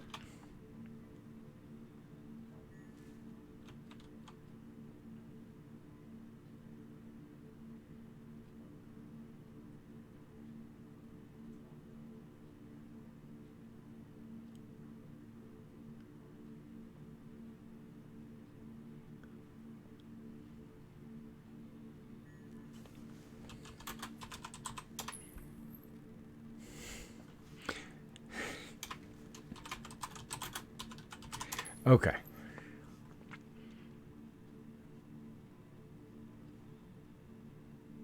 All right. They say that local and global is the same. Word.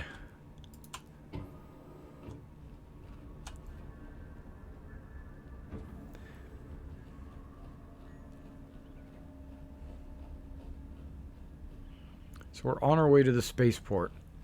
If you guys have any questions, if you guys are in chat and you're interested in finding out what Star Citizen's all about, or if you have any questions about my opinion of Star Citizen, or Squadron 42, or armor, or weapons, or ships, or should you buy it, or should you not buy it, or is it a playable game, and is there good FPS, and whatever. If you have any question for me, you just drop them in the chat. I'll be glad to ignore you.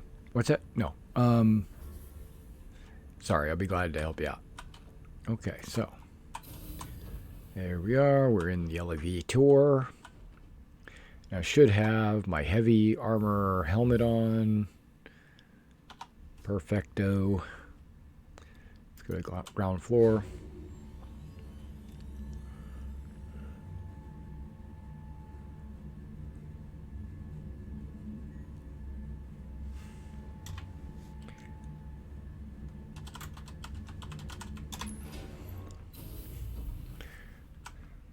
Okay, hitting the wrong button to get out of the elevator. Okay.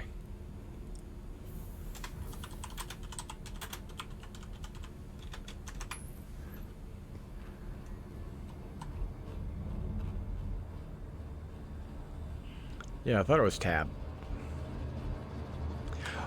Yep, okay, I'm on Hurston. Yep, that's where I thought I was. Alrighty, it's nighttime. These guys are wandering around. I'm running in my skivvies. Not really. It's an off-color TCS. It's for the 1st Naval Aerospace Squadron. We have uniforms, and I'm in it to win it. No, but I've got armor that I'm going to put on. That'll help with that. I'm not going to put that on unless I have an FPS mission. Now, wait a second. My saber... I don't remember. Does my saber... Yeah, my saber might have... Okay, it just got here. Perfect. Got here perfectly on time. Should have the new guns on it. Because, I think... Let's find out. Let's find out if my saber's got the new guns. No! My saber's destroyed. What? No. Yeah. I had attritions.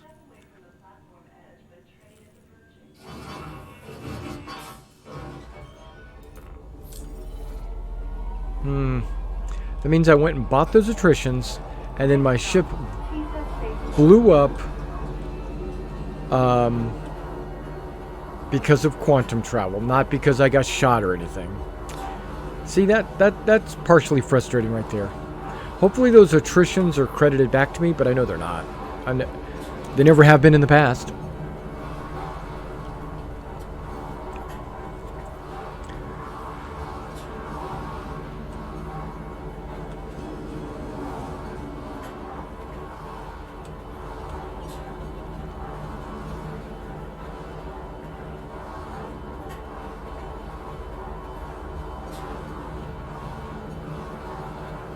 Now arriving.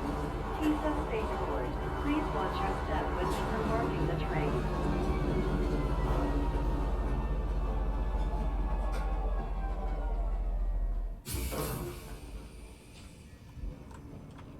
Trespassing or attempting to trespass on train tracks is a serious and dangerous offense. Excuse me, had to sneeze. Luckily I thought of it in time to mute you guys. Hopefully I did. Whoa. Alrighty. Hey Yaz, man, how you doing? What's going on? Greetings from YouTube. Yeah, I'm both streaming to YouTube and Twitch right now, so if you're on one or the other, you should still be able to see the chat and hear me and watch the video and all that jazz. I don't know, am I running around in a circle? I think I am. Ah, here we go. Spaceport.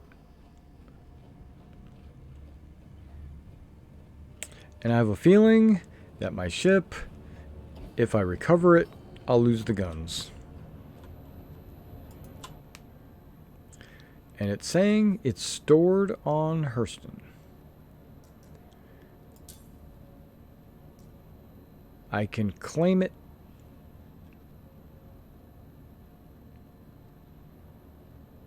Yeah, normally Twitch does.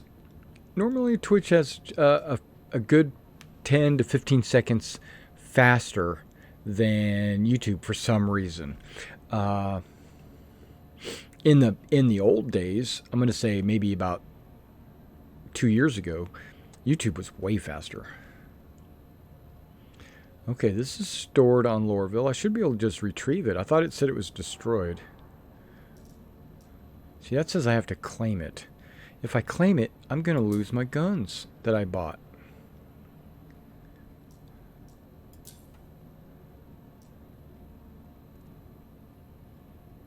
Okay, I'm not going to pay the expedited fee until I figure out what my mission is that they're going to provide to me.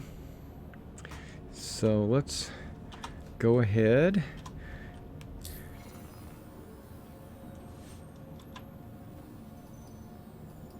Ah, okay. Give me a second. I'm going to my G spot. There it is. So I should be able to do this now. Sorry, give me a second. Gotta get out of this. Boop. There it is. Boop. Alright, now we're back. And mission time. Here we are, missions. I like the personal mercenary. Ooh, there's 12 of them. I don't want to do any of the disarrays or deaf and dumb, sound of silence. I don't want to do any of those peep and toms, nothing like that. But the execution warrants are kind of cool. And evict illegal occupants. 7,000. I want that one. I can take any ship. Okay, so I don't need or have to take my Saber. So I'm going to take the Hornet. Nope, I'm going to take... I'm going to take the Merlin. Am I going to take the Merlin?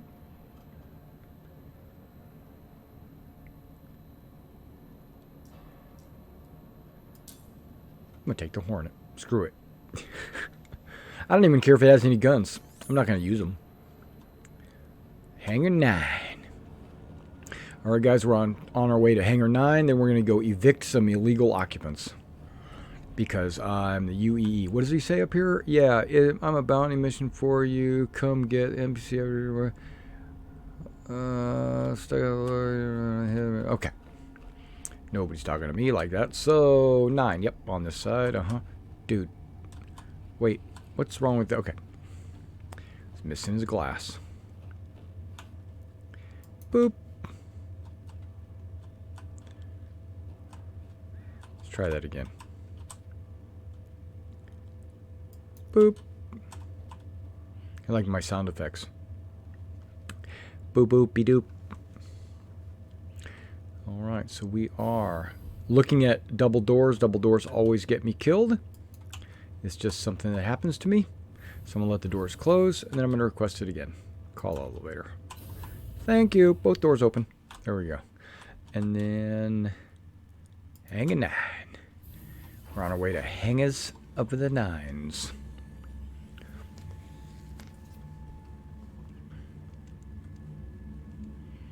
Welcome to the chat. If you want to ask any question, please do. I'm having a good old time taking a mission. It's an FPS mission. So it doesn't really matter which ship I'm taking. I'm just taking it as a transport. It's not going to be a dogfighting ship or anything, even though it is. It's a fighter. But I think I stripped it of weapons. Whoa, maybe I didn't. Maybe I didn't strip it of weapons. Okay, I thought I did. I thought I stripped it. Oh, maybe I didn't. Okay. Cool, cool, cool. Here we go. Doop, doop, a doop, a doop, a doop. All the way in.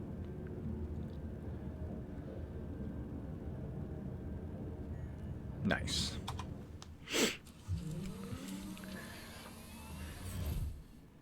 Yeah, I mean, it's stable. There were some server crashes yesterday, but there was a patch today. In the PTU, there was quite a bit of server crashes. I mean, it was over and over and over and over. Aerospace, all systems online. All right, everything's powered up. Let's go up here to open the hangar doors. Boop. You are cleared for liftoff. That's good. I'm glad. I appreciate you, man. Okay, let's lower my auto thingamajigger down a little bit lower so I don't go flying through the roof.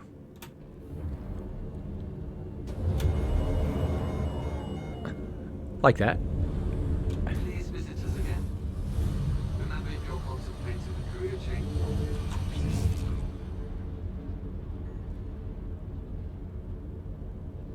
Wow, that camera back there was looking a little crazy.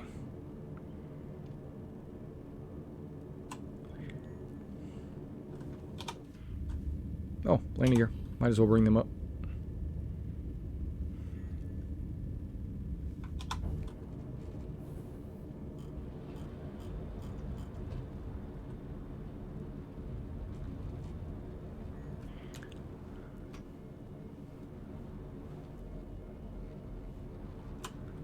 Turn my head to the side, I hear this beeping sound. That's pretty cool.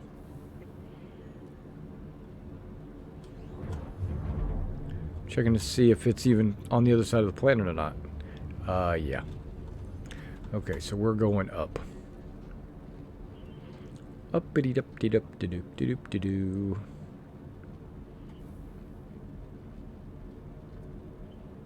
Once I get to a reasonable altitude, like maybe 45 to 50, I'm going to see if I can quantum. I have been able to quantum at, believe it or not, 18 before. I'd get up to 18,000 and hit quantum, and it would actually go.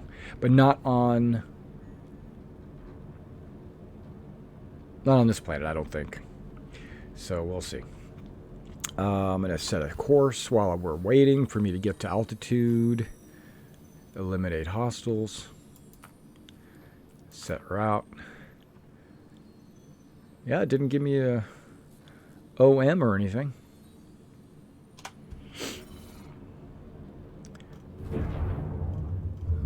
Gradually, I'm slowing down, rolling my wheel here. I've done 3 videos on the flight model tutorial. If anybody wants to watch that, you can learn how to fly in this new flight model.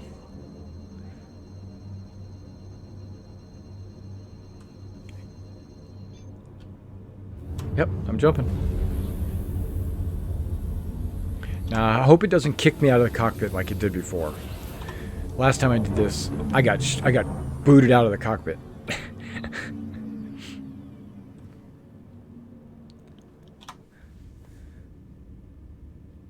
Yeah, look how low I'm going with this quantum travel. That's freaking low. I'll get back in the cockpit and it'll tell us. Yeah, 18,000. Look at that. Eliminate hostiles. 50 kilometers. Okay, let's... I'm going up into the red.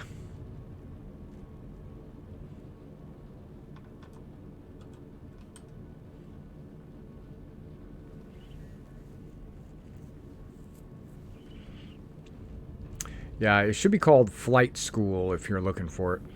I do it primarily for my own squadron, my organization, because I'm Evocati, so I get an opportunity to actually jump into the PTU early, and I film those videos a lot of times while it's still in Evocati, but I don't do anything with it. I just sit on those videos. And then when it goes to PTU, I upload it and give it to my squadron, so they have... Because even though nobody in my squadron would release it or leak any information, I still feel obligated not to share it as an Evocati. I'm sorry, I'm a little honorable, and I made an agreement that I wouldn't share it, so I don't. And then I let my organization take a look at it and see it, and then that way if they jump into the PTU with me, they'll have a jump on how to fly, and I only do that like once a year, like when 2.0 came out, maybe when 2.6 came out, and now 3.5, because there's no real need to change it if a flight model doesn't change. Okay, 20 kilometers, and I'm going at 215, which the terminal velocity is 293 and going down. So I mean, I can try to go faster, but the ship won't go faster. Actually, it will. If I go up here, I could hit my boost, and it will go faster, but I don't need to do that. Yeah, because then I just start overheating and everything. It's kind of twilight. This is kind of a cool little atmosphere right now. You know, it's cool little...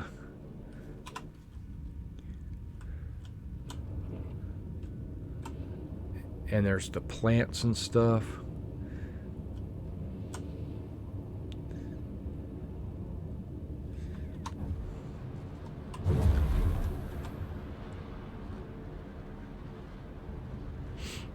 I'm gonna get low under the radar. You know how it is.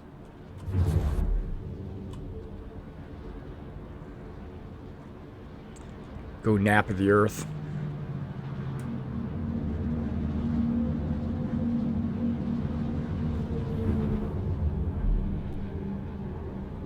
Eliminate hostiles.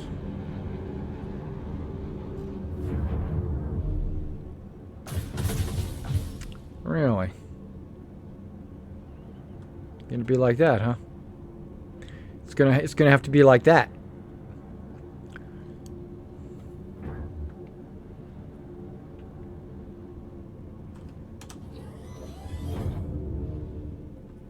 Landing gear deployed.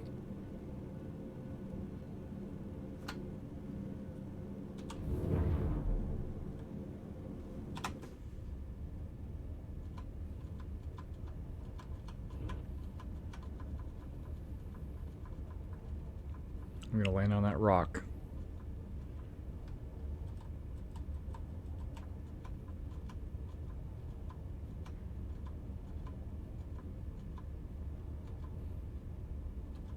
Sunk into the dirt there a little bit, looks like.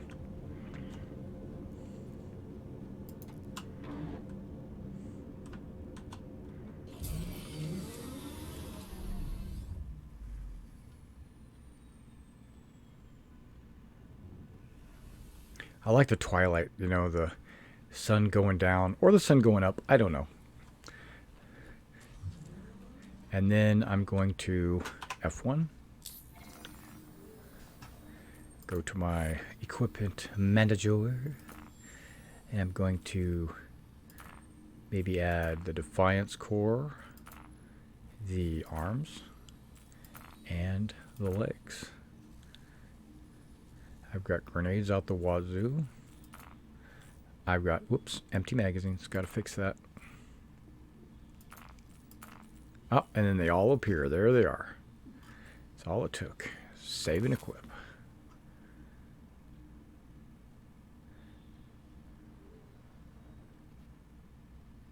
Yep, I'm ready to rock.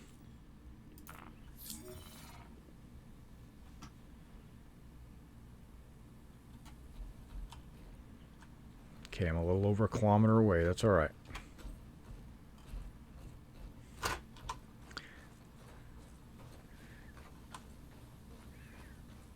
Look at this guy. Sexy.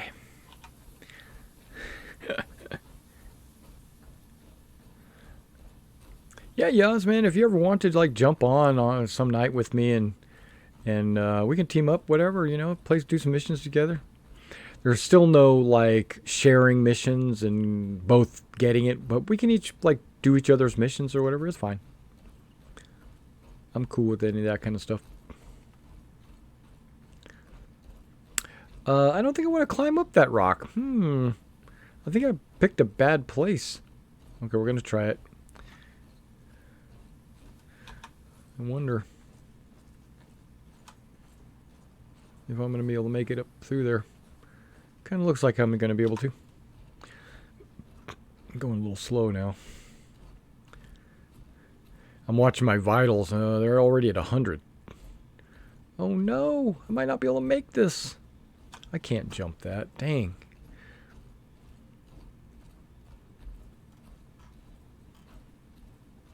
I know what a lot of people will do because it's alpha, they'll just take their ship straight into the anti-air and they'll blow it up with their guns and then land right there at the base.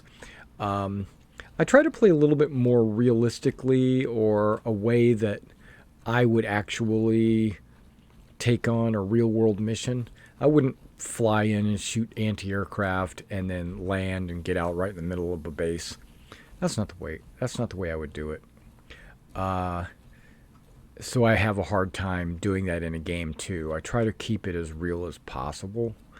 So I land on the other side of a hill in a valley, and then I come in on foot, hopefully in the dark. But yeah, that's not something I can choose today. I take out the AAA. Now, if there was two of us, one guy could go in on foot, take out the AAA, while the other guy flies the ship in and then lands. I get that. That's cool. But since I'm by myself, I'm going to have to land outside of the danger zone and then go in and... Or if I had missiles that could shoot the AAA, then I would do that. But these missiles don't target the AAA, the ones that I have. So I have to do it by hand.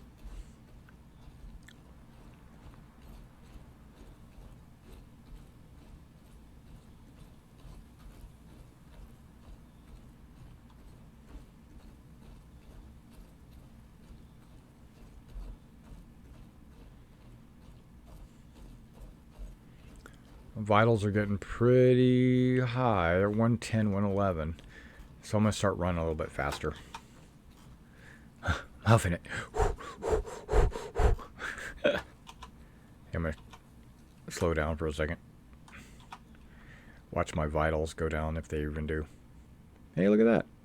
They're just dropping like a rock. Okay, let's pick the pace back up. Look at that. Look at that moon or whatever that is way out in the distance. That's freaking cool. That thing right there.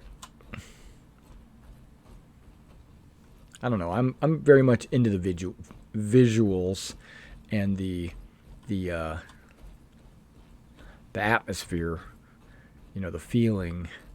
I think I've been on this mission before. I think I've taken out this place. This valley looks very familiar.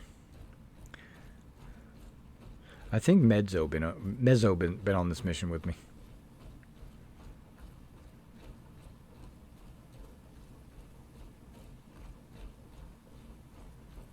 I don't even have my gun out. It's like, screw it, I don't need a gun.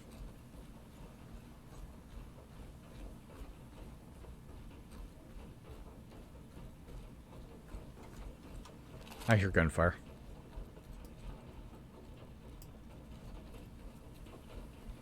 I think those things might still be shooting at my ship, even though they can't hit it because the hill's in the way.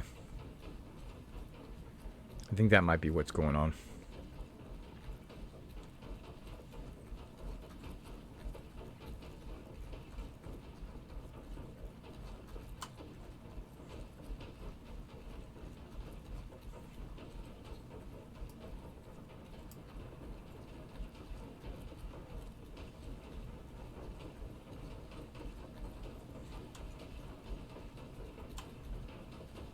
Yeah, they're sniper rifles. A couple of different ones, actually. There's laser snipers, and there's also ballistic snipers. And they have scopes. Yeah, they're shooting at my ship. They just can't hit it.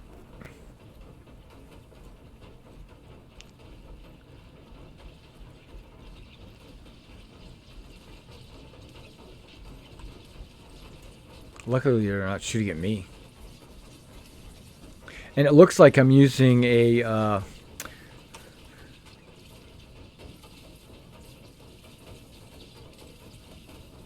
G36. Is that what the thing's called? You know, the G30.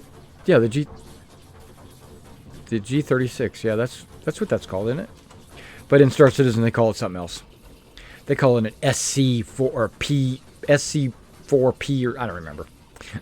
But Star Citizen 4 is what they call it. I got 8 hostiles remaining. Okay. That just popped up.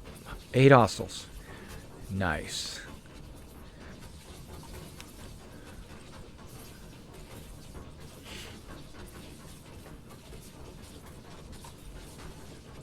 So now I'm doing one of these numbers.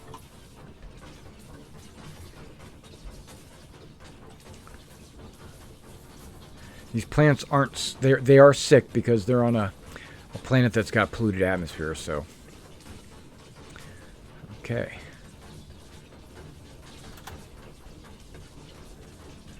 Let's go ahead and get right about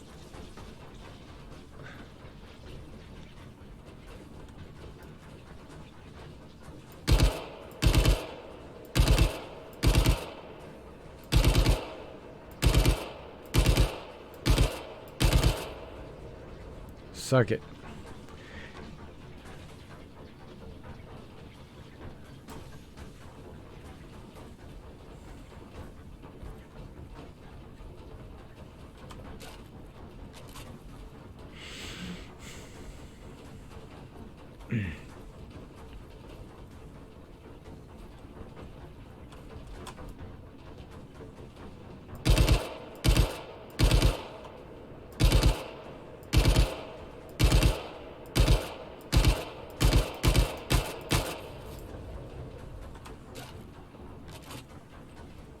Takes about 28 rounds, 27 rounds, depending on how good your shot is.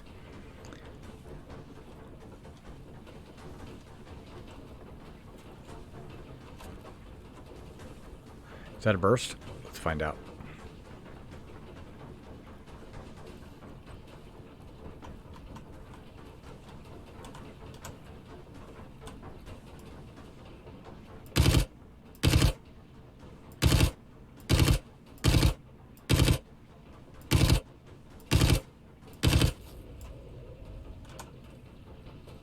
Wait, I still hear somebody shooting.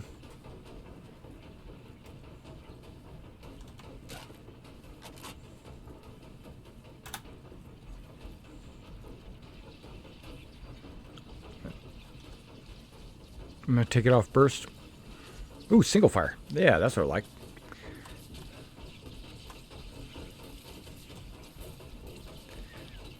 Let's count the ways. A little test here. Ralu.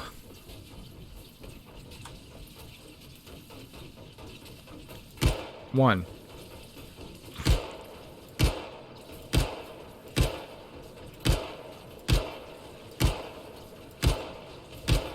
Well, that didn't take very many at all. Going single fire. Single fire. Okay, we're going to go full auto. Because I'm about to go kill some mugs. There's 8 of them in there.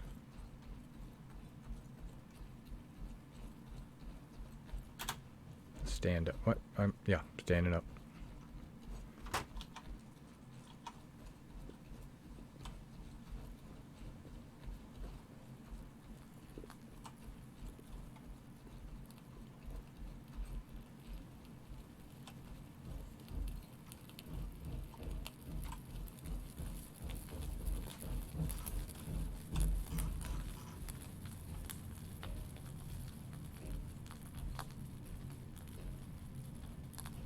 So I rolled my wheel down, but I can roll it up. I'm gonna pick up the pace, or I can slow down.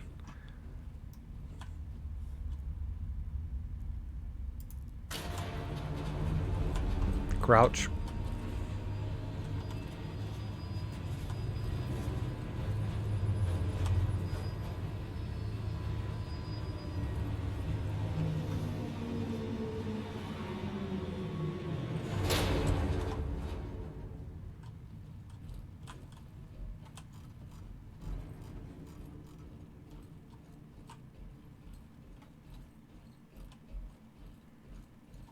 Also have 4 grenades. Oh, look at that. I can see through the boxes. Hey, Zach, man, what's going on? You mean for the computer? Is that what you mean?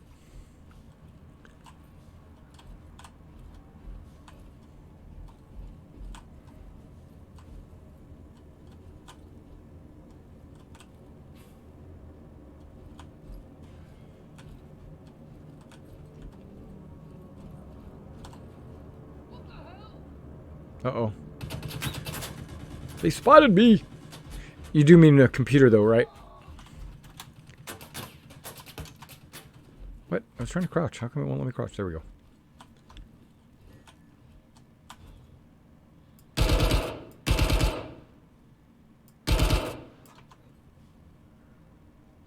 Oh, thanks.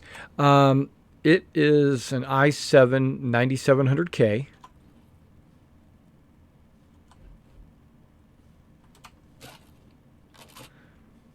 $32 gigs at 3 gigahertz.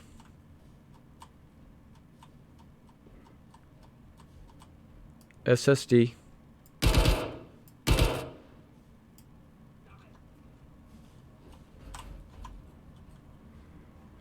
And oh, there's a guy. Let's see if this works.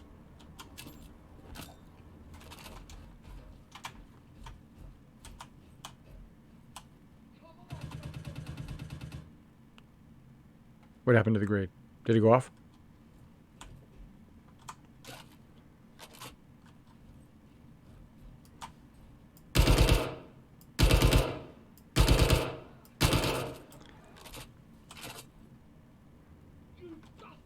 I know, right? I'm a bastard. I see you over there. Suck it.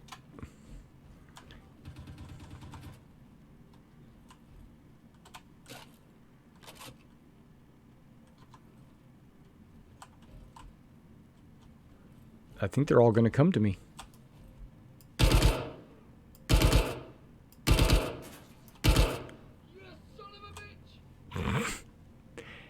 Am I? Wonder if I could shoot through there. I bet you I can't. And what got SSD, 32 gigs, i7, 9700K. Aha.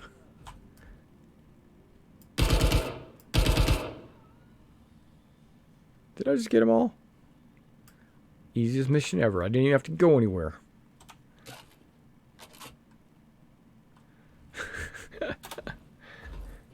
Didn't even have to go in the building.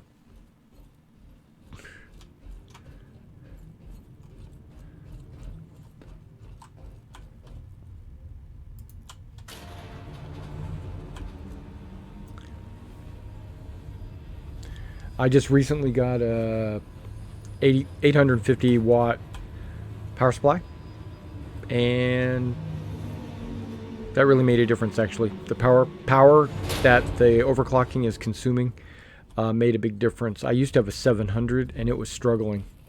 I went to an 850 and it's doing good.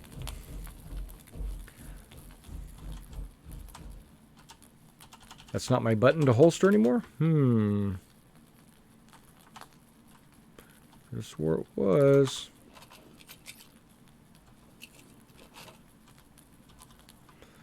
Okay. I thought H was holster. Hang on. Key bindings.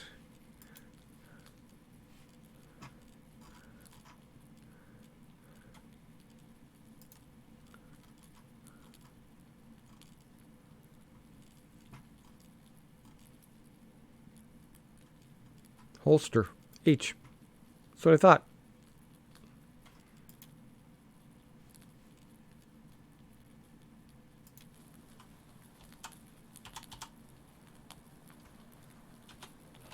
Let's try this.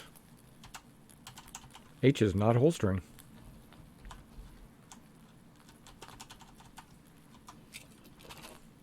Oh, I'll just keep it out. Oh, I could do this, I guess.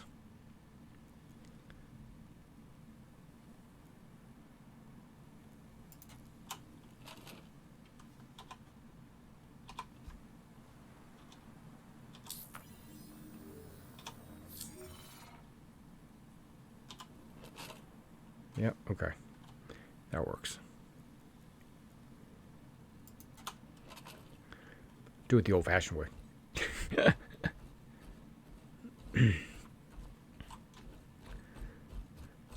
Now, if I really wanted to go, I could go boop.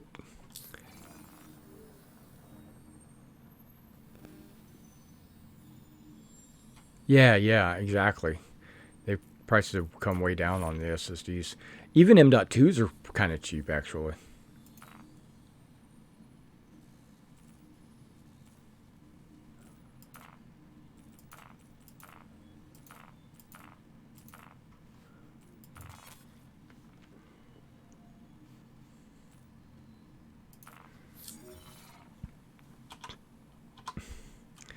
Now it should be able to run pretty good.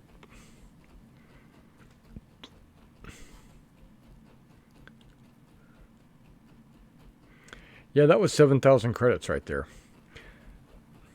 And the ammo I used was not 7,000 credits worth of ammo, so that's good. It's a profit. Whoa, I'm at 120, 130. Let off the sprint button. Let's see if it comes down. Heart rate's a little bit high. Yep, coming down. Doing the Boy Scout thing, you know, run, walk, run, walk.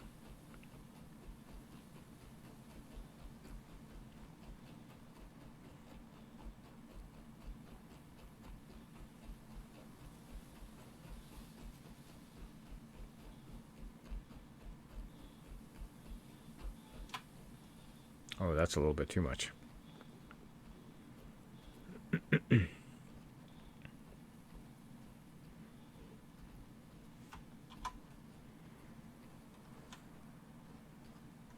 Wait, I thought... What?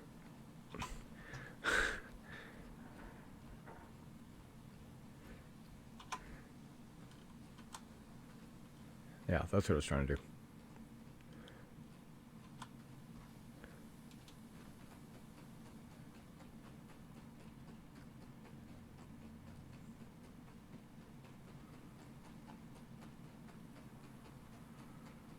Running towards the light. I guess the sun's coming up. So that would be the east, I suppose. If this has the same type of, you know, magnetosphere.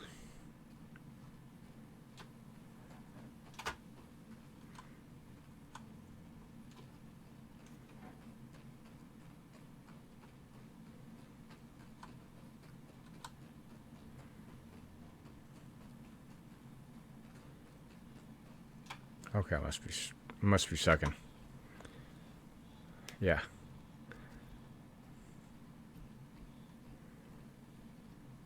$500 Okay.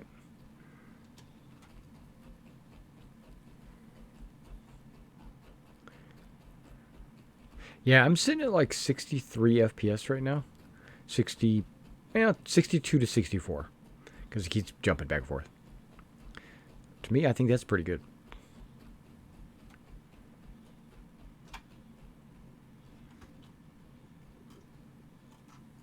There's my ship.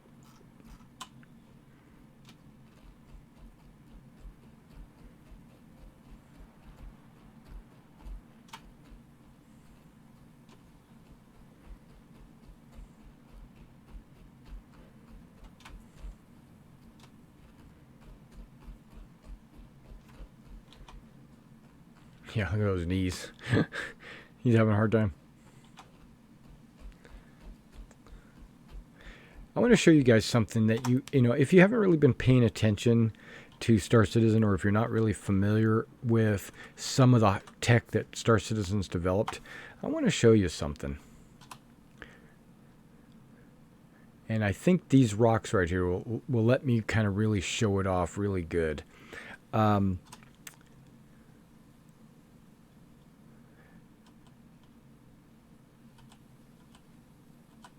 Yeah, these rocks here. What I'm going to do is, normally what you will see in a game is someone will be standing, and no matter how the ground is, they'll always be standing straight like that, right? Well, in Star Citizen, they have these ray traces that come out of your feet. So if you're on a slope, one foot will hit the slope here, and then the other foot will reach all the way down. And so the top leg will actually have to bend, which I think you're seeing right here. You see how that top leg bends and forms to the slope that you're on? Okay. Check this out. I want to get on this. I want to get on this rock. I want to make it extreme is what I want to do.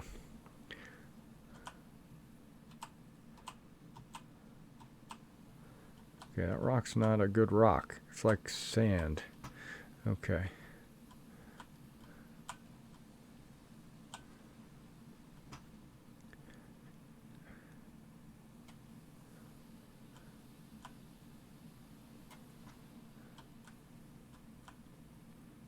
Yeah, that's definitely not a good rock. And, okay, you almost saw it.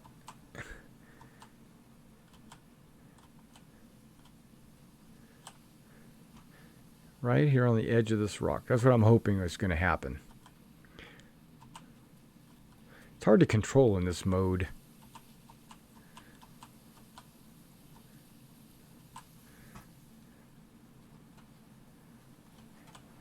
Doesn't like me. These rocks aren't solid for some reason. They're just for looks.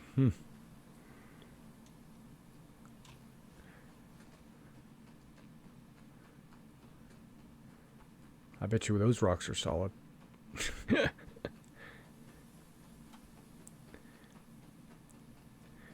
I'm gonna find some way to show you this. This rock might do it.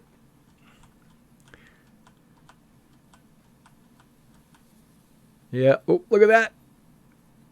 Look at that.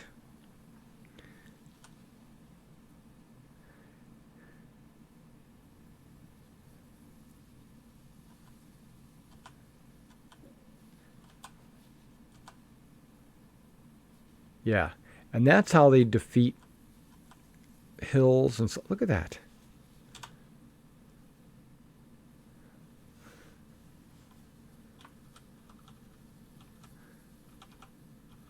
You don't see that in any other game.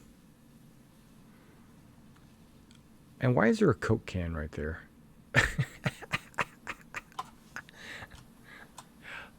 There's a Coke can attached to my foot. Ah, that's that bug they were talking about. People were in chat saying that there's a Coke can attached to everybody's foot. Oh, goodness. Oh, that's all right. I'll always have something to drink.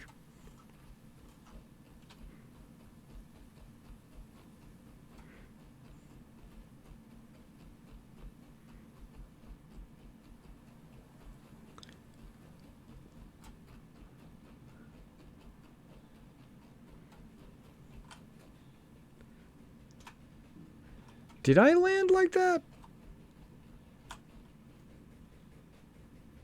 Did I really?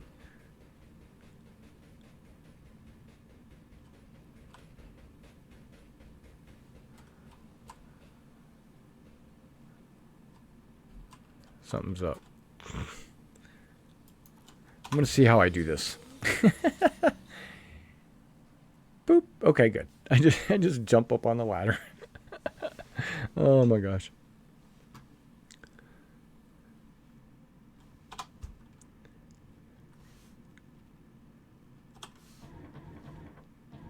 Anvil Aerospace, all systems online.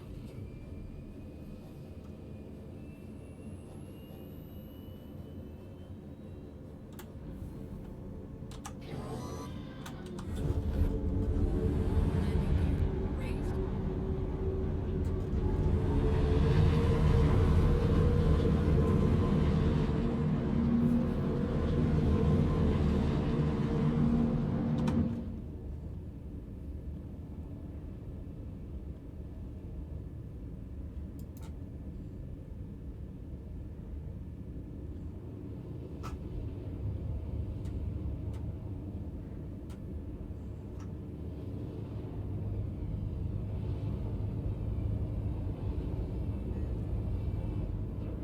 It's taking a second to, it'll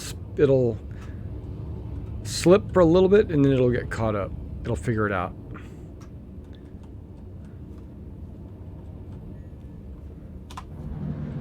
All right, so we're gonna go, whoa, we're not gonna do that.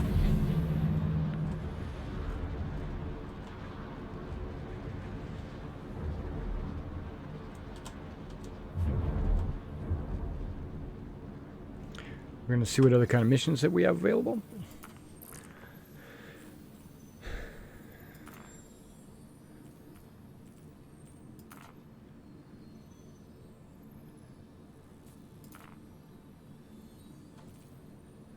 Combat pilots needed. Hurston Dynamic. Outlaw groups have been spotted around Hurston's comm array, but skimming data. Unauthorized surveillance. Eliminate threat from Hurston space. Doesn't look like it pays much, right? That one pays quite a bit. Surveillance modifiers. These outlaw PDC monitors are a threat. I'm taking it. I'll even do it in this Hornet. I don't care. Let's go. Normally I use my saber for all that.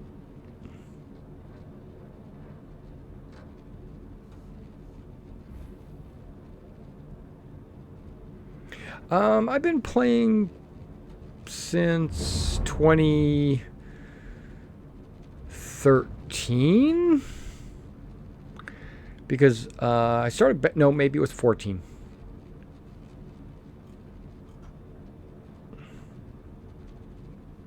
Yeah, it's been a long time. I'm one of the OGs. I backed when Star Citizen was at $16 million. And you know where it is now. 16 million was, almost as much as they wanted. They figured that if they could get to 23 million, the whole game would be financed. And look at where they're at now. They're at like 200 million.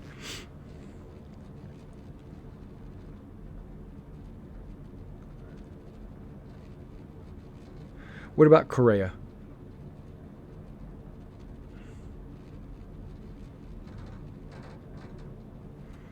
It still exists. Korea's still out there.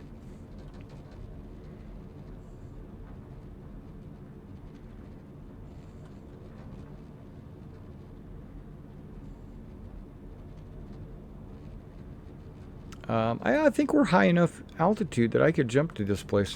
So let's go ahead and find PDC marker. Okay.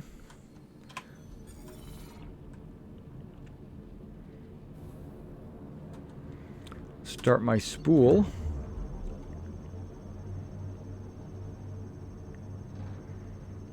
Where's my OM? Oh, there it is. Let's jump to the OM first.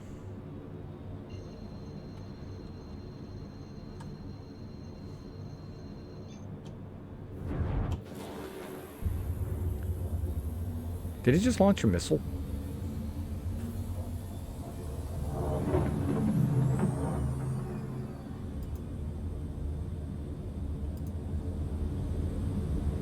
Nope, still got 8 missiles. I don't know what that was.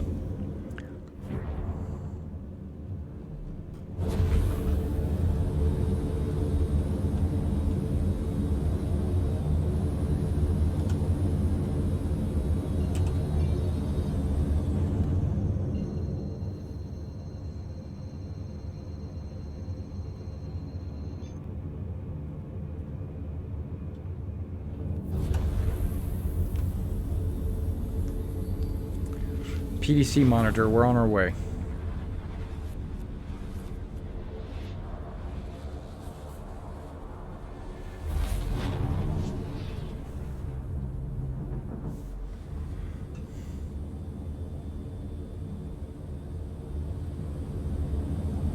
Okay, now the PDC monitor, I don't think I have to destroy it. I don't think.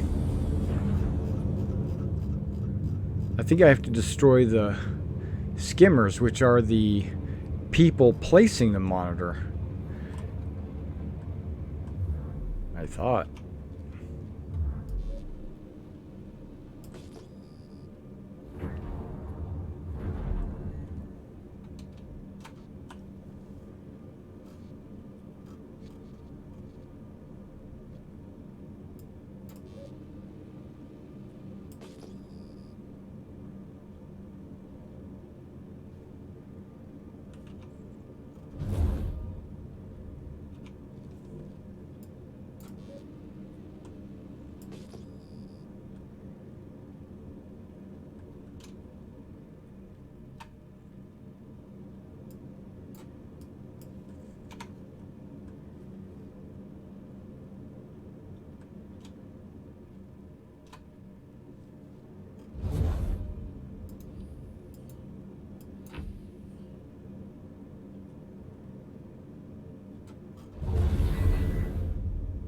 There it is.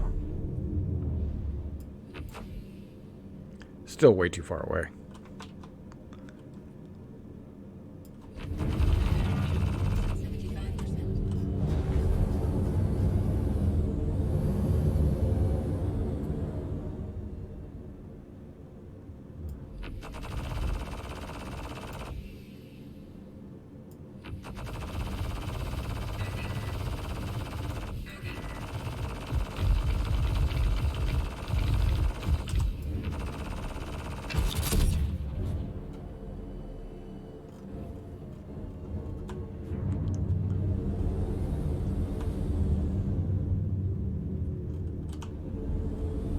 That says 0 meters, but you know that can't be right.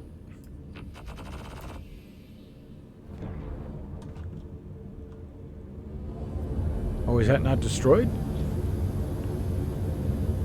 Ah, here we go.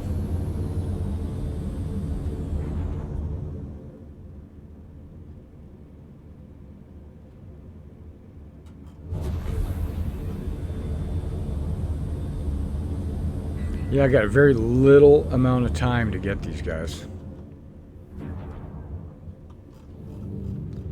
It's alright. Let's bring that down to a slow pace.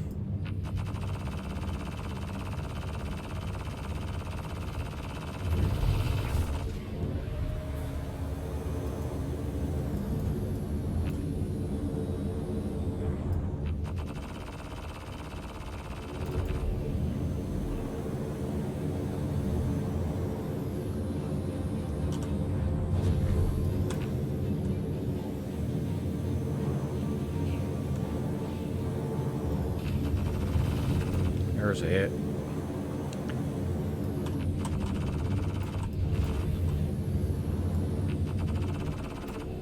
Come on, Kavanaugh. Let me get him.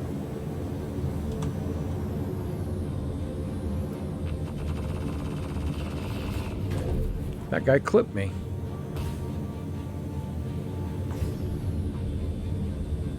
Wait, what's going on here?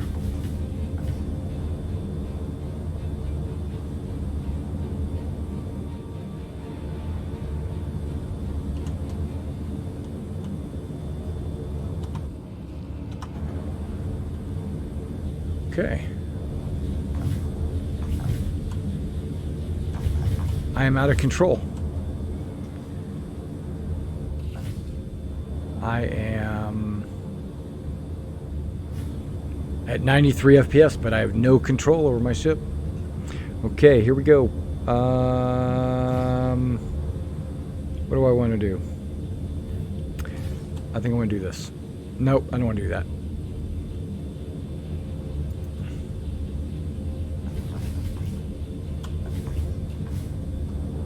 Can I get some engines, please?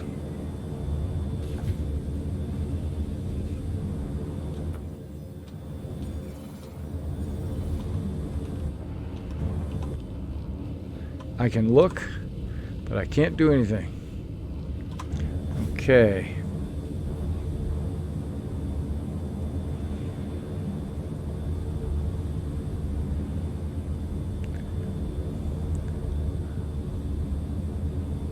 I thought it was right there, but I don't want to press that button.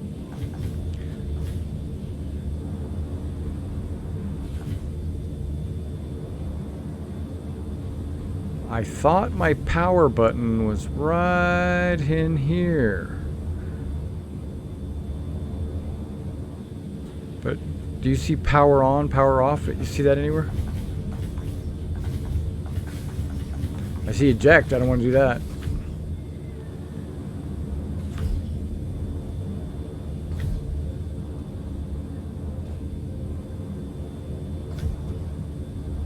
I see engine off, engine on.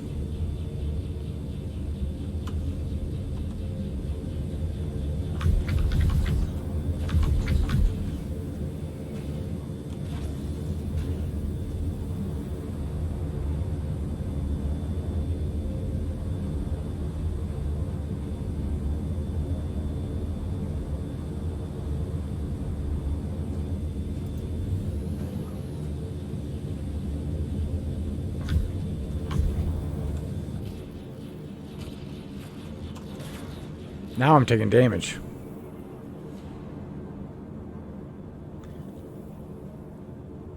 There's a cutlass. Wonderful.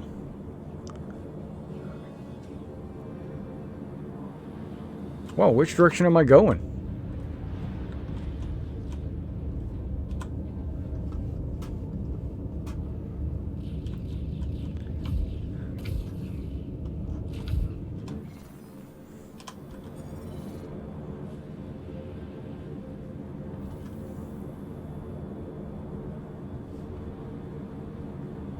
I'm dead in space.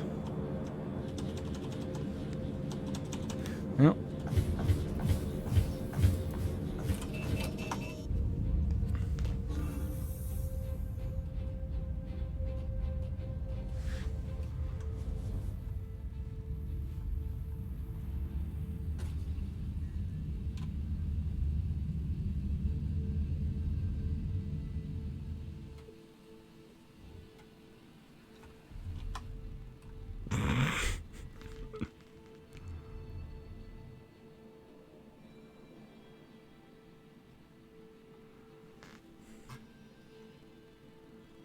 Still got my cocaine with me. All is right in the universe.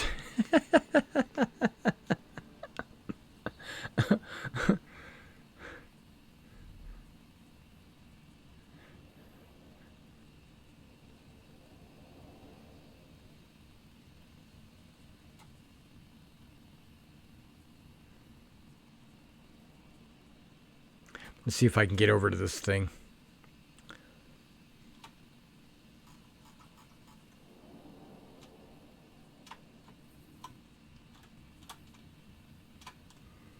I'm moving just ever so slowly, right? Or am I going super fast and I just don't know it?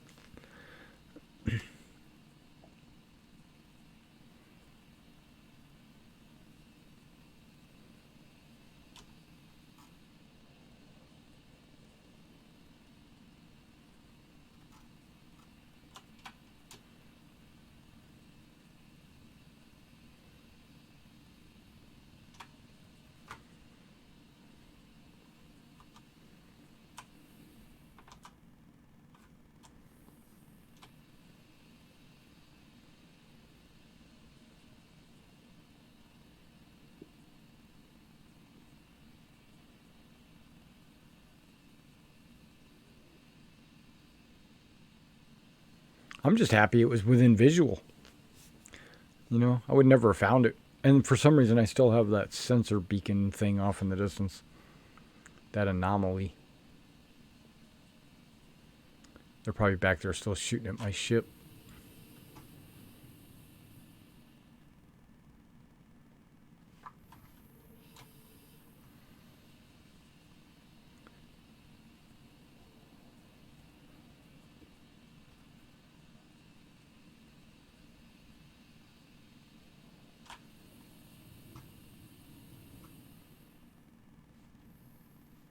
Is that my Hornet? Is it moving?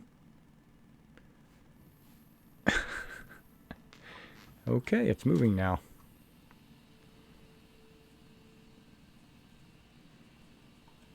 I might have to set up a beacon to be rescued.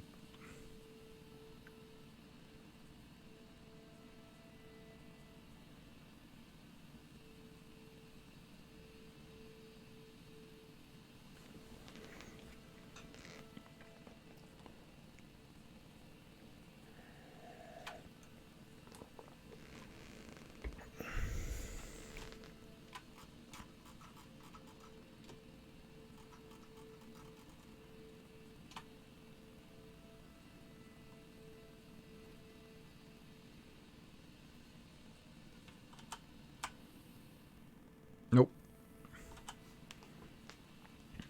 I'm actually holding thrust and sprint. Because in the old flight model, if you hold sprint, you would actually like boost with your thrusters on your EVA suit, but it doesn't appear to be doing anything different.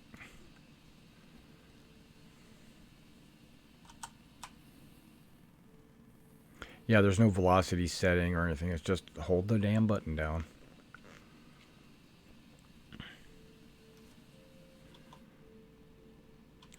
I'm going to try something.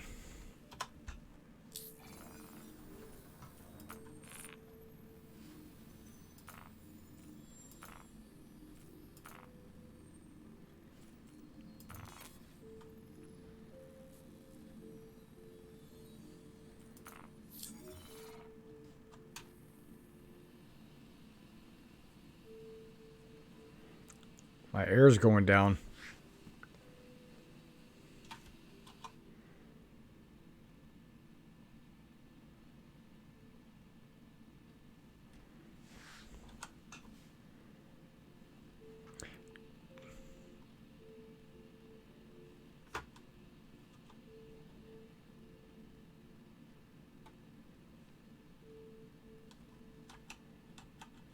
Yeah, for some reason, H... Oh, I gotta hold it. Okay. I didn't mean to do that. Tapping H doesn't put it away. Holding H does. Okay. But I didn't set it up that way. But it will. I'll accept it.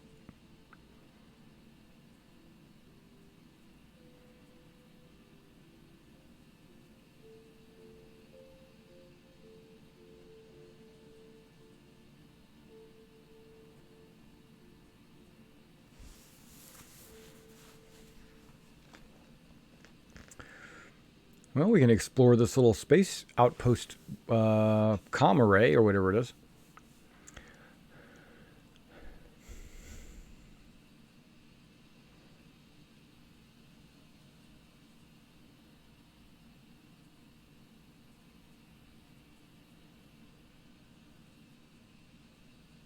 I'll drop a beacon down and see if anybody will come and help me out.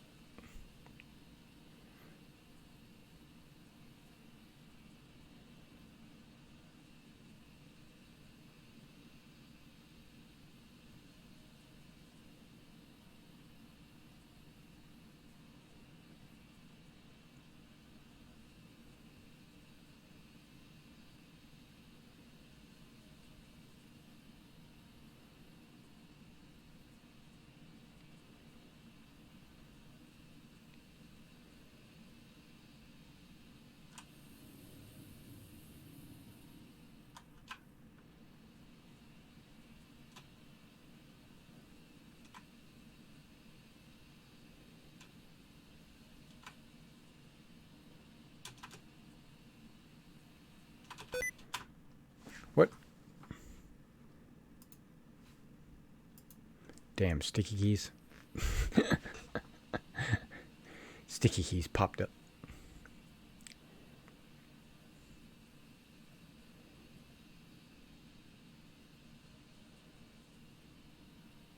So if I throw a grenade behind me, will it propel me forward? Like in Half-Life, you drop a grenade on the ground to jump up to the next floor.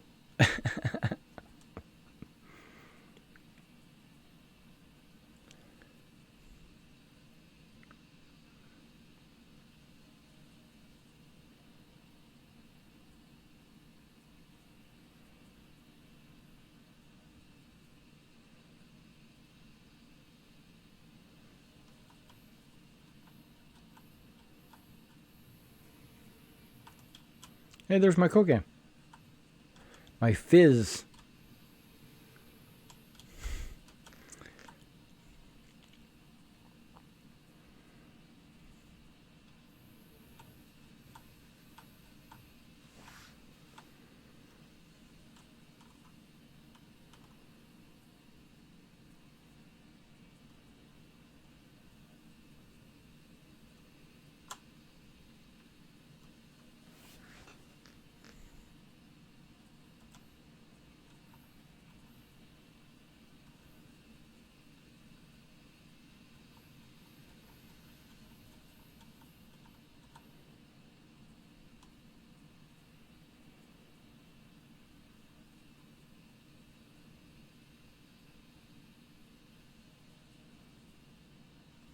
Whoops, I just hit the mic. Sorry about that.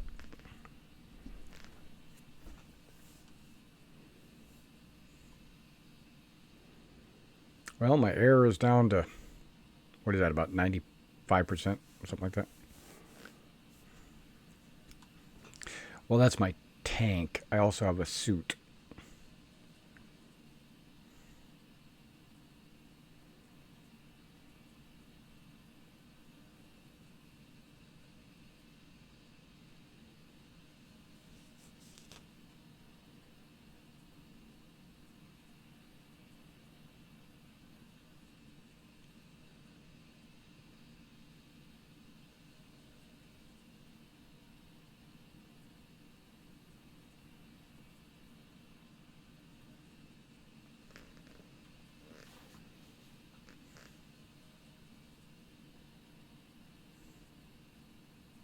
Almost there.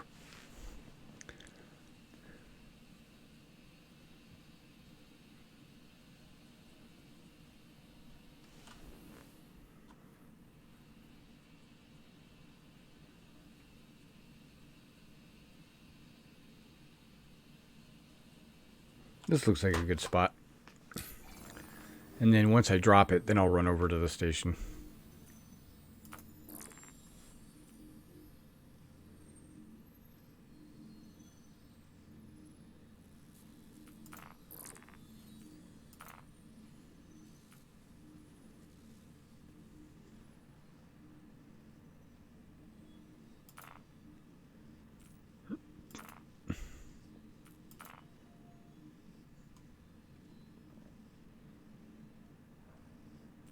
Take me to my Hornet. No.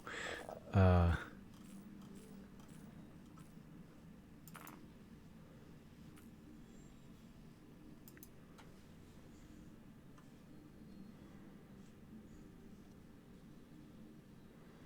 much is it worth to me? I could just log out.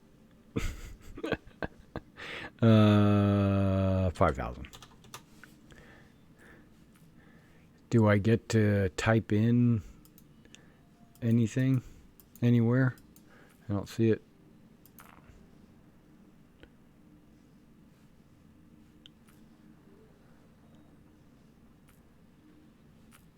My beacons, it doesn't say anything.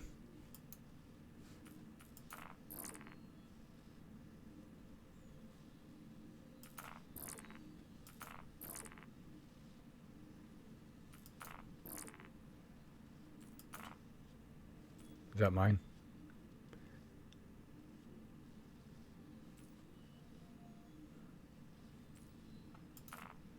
Yeah, it didn't create mine, did it? Or I just don't see it. Oh, there it is. Hey, look at it. I'm 0 meters away from me.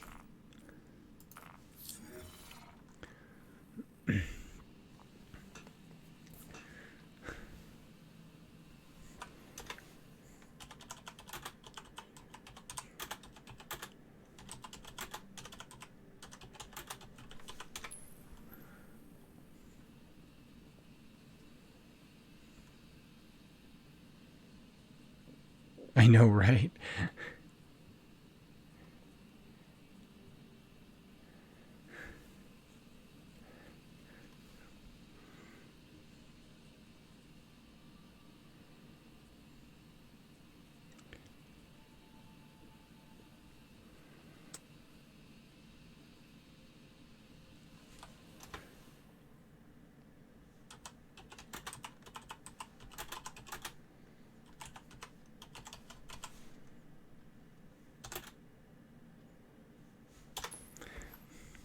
It's not that I don't care where they take me because I'm just going to log out.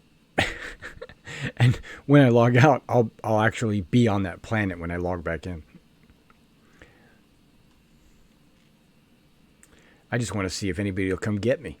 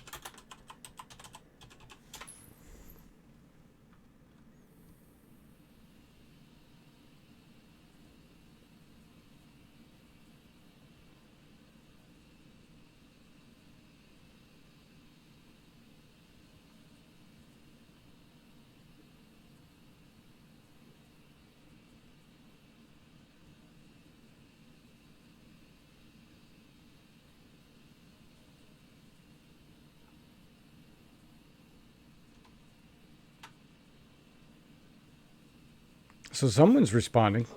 They might be trying to come and help me. The Starfall Man.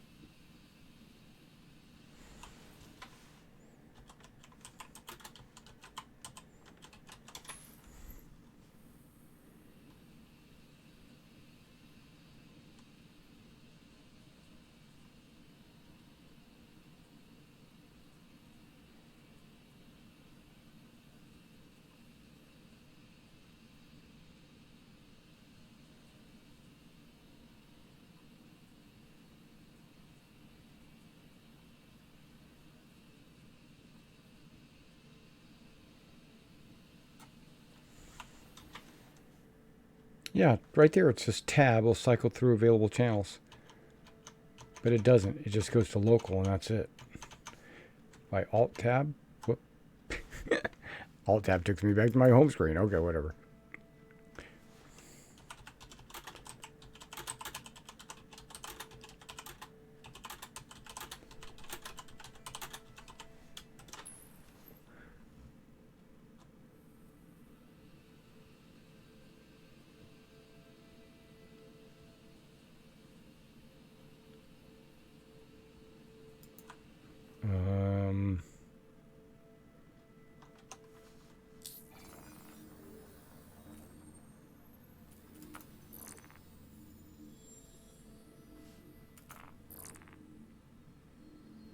Okay. History, it should be a failed security threat.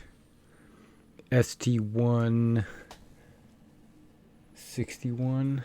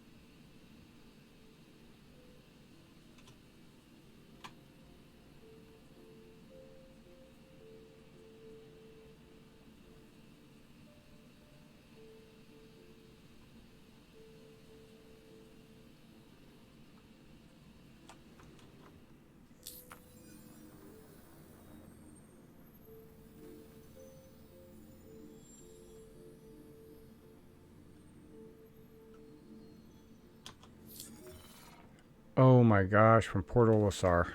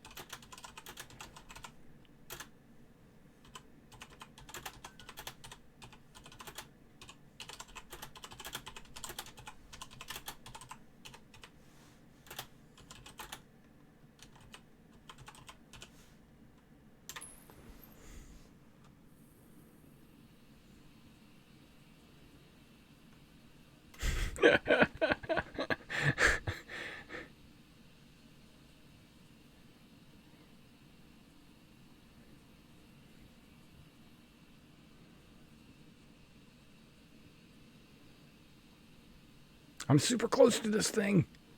It's taking me forever. EVA is like super slow. Okay, I noticed holding shift actually does speed me up a little bit. It just does. I just don't have a velocity indicator to actually know that I was traveling faster. But by being closer to the station, you can actually tell I'm holding it now, and when I let go, it slows down. You can tell. There's a noticeable increase. Turn my light on. Okay, no light. Turn it off. Too far away for it to have any impact, I would suspect. I'm going in. I'm going in.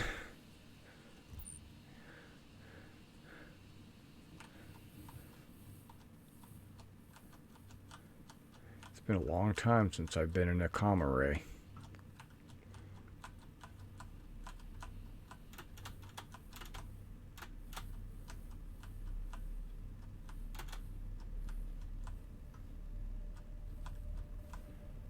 It's kind of spooky.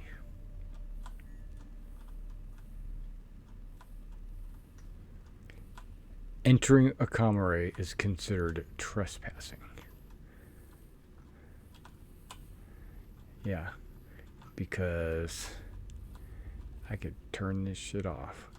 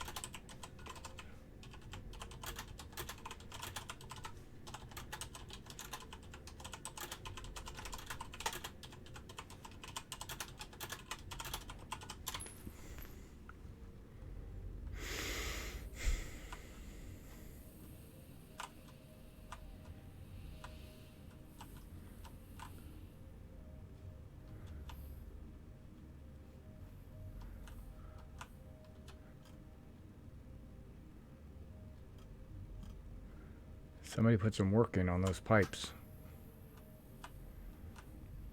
I mean, it feels nice in here, but guess what? There's still no air.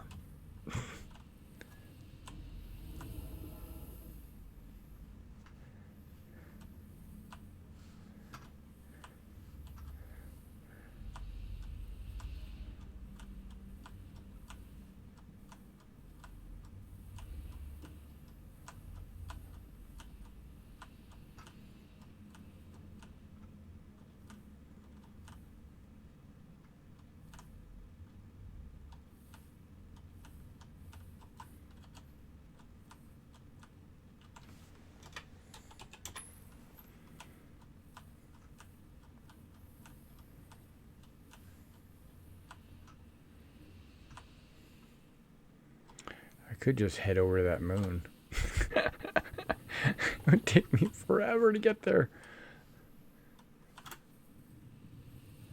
Too bad there's nothing like inside there that I can plug my suit into to give me oxygen. That would be so, like, clutch if there was, like, an extra oxygen tank or something like that inside. And, you know, and I'm out in space. And I need air. You find your way to a comm array and get some air.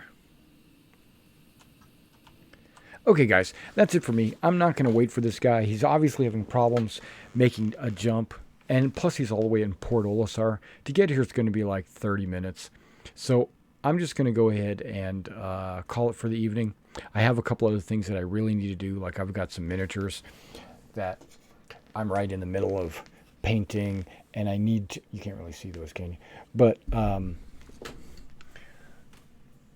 turn on some light.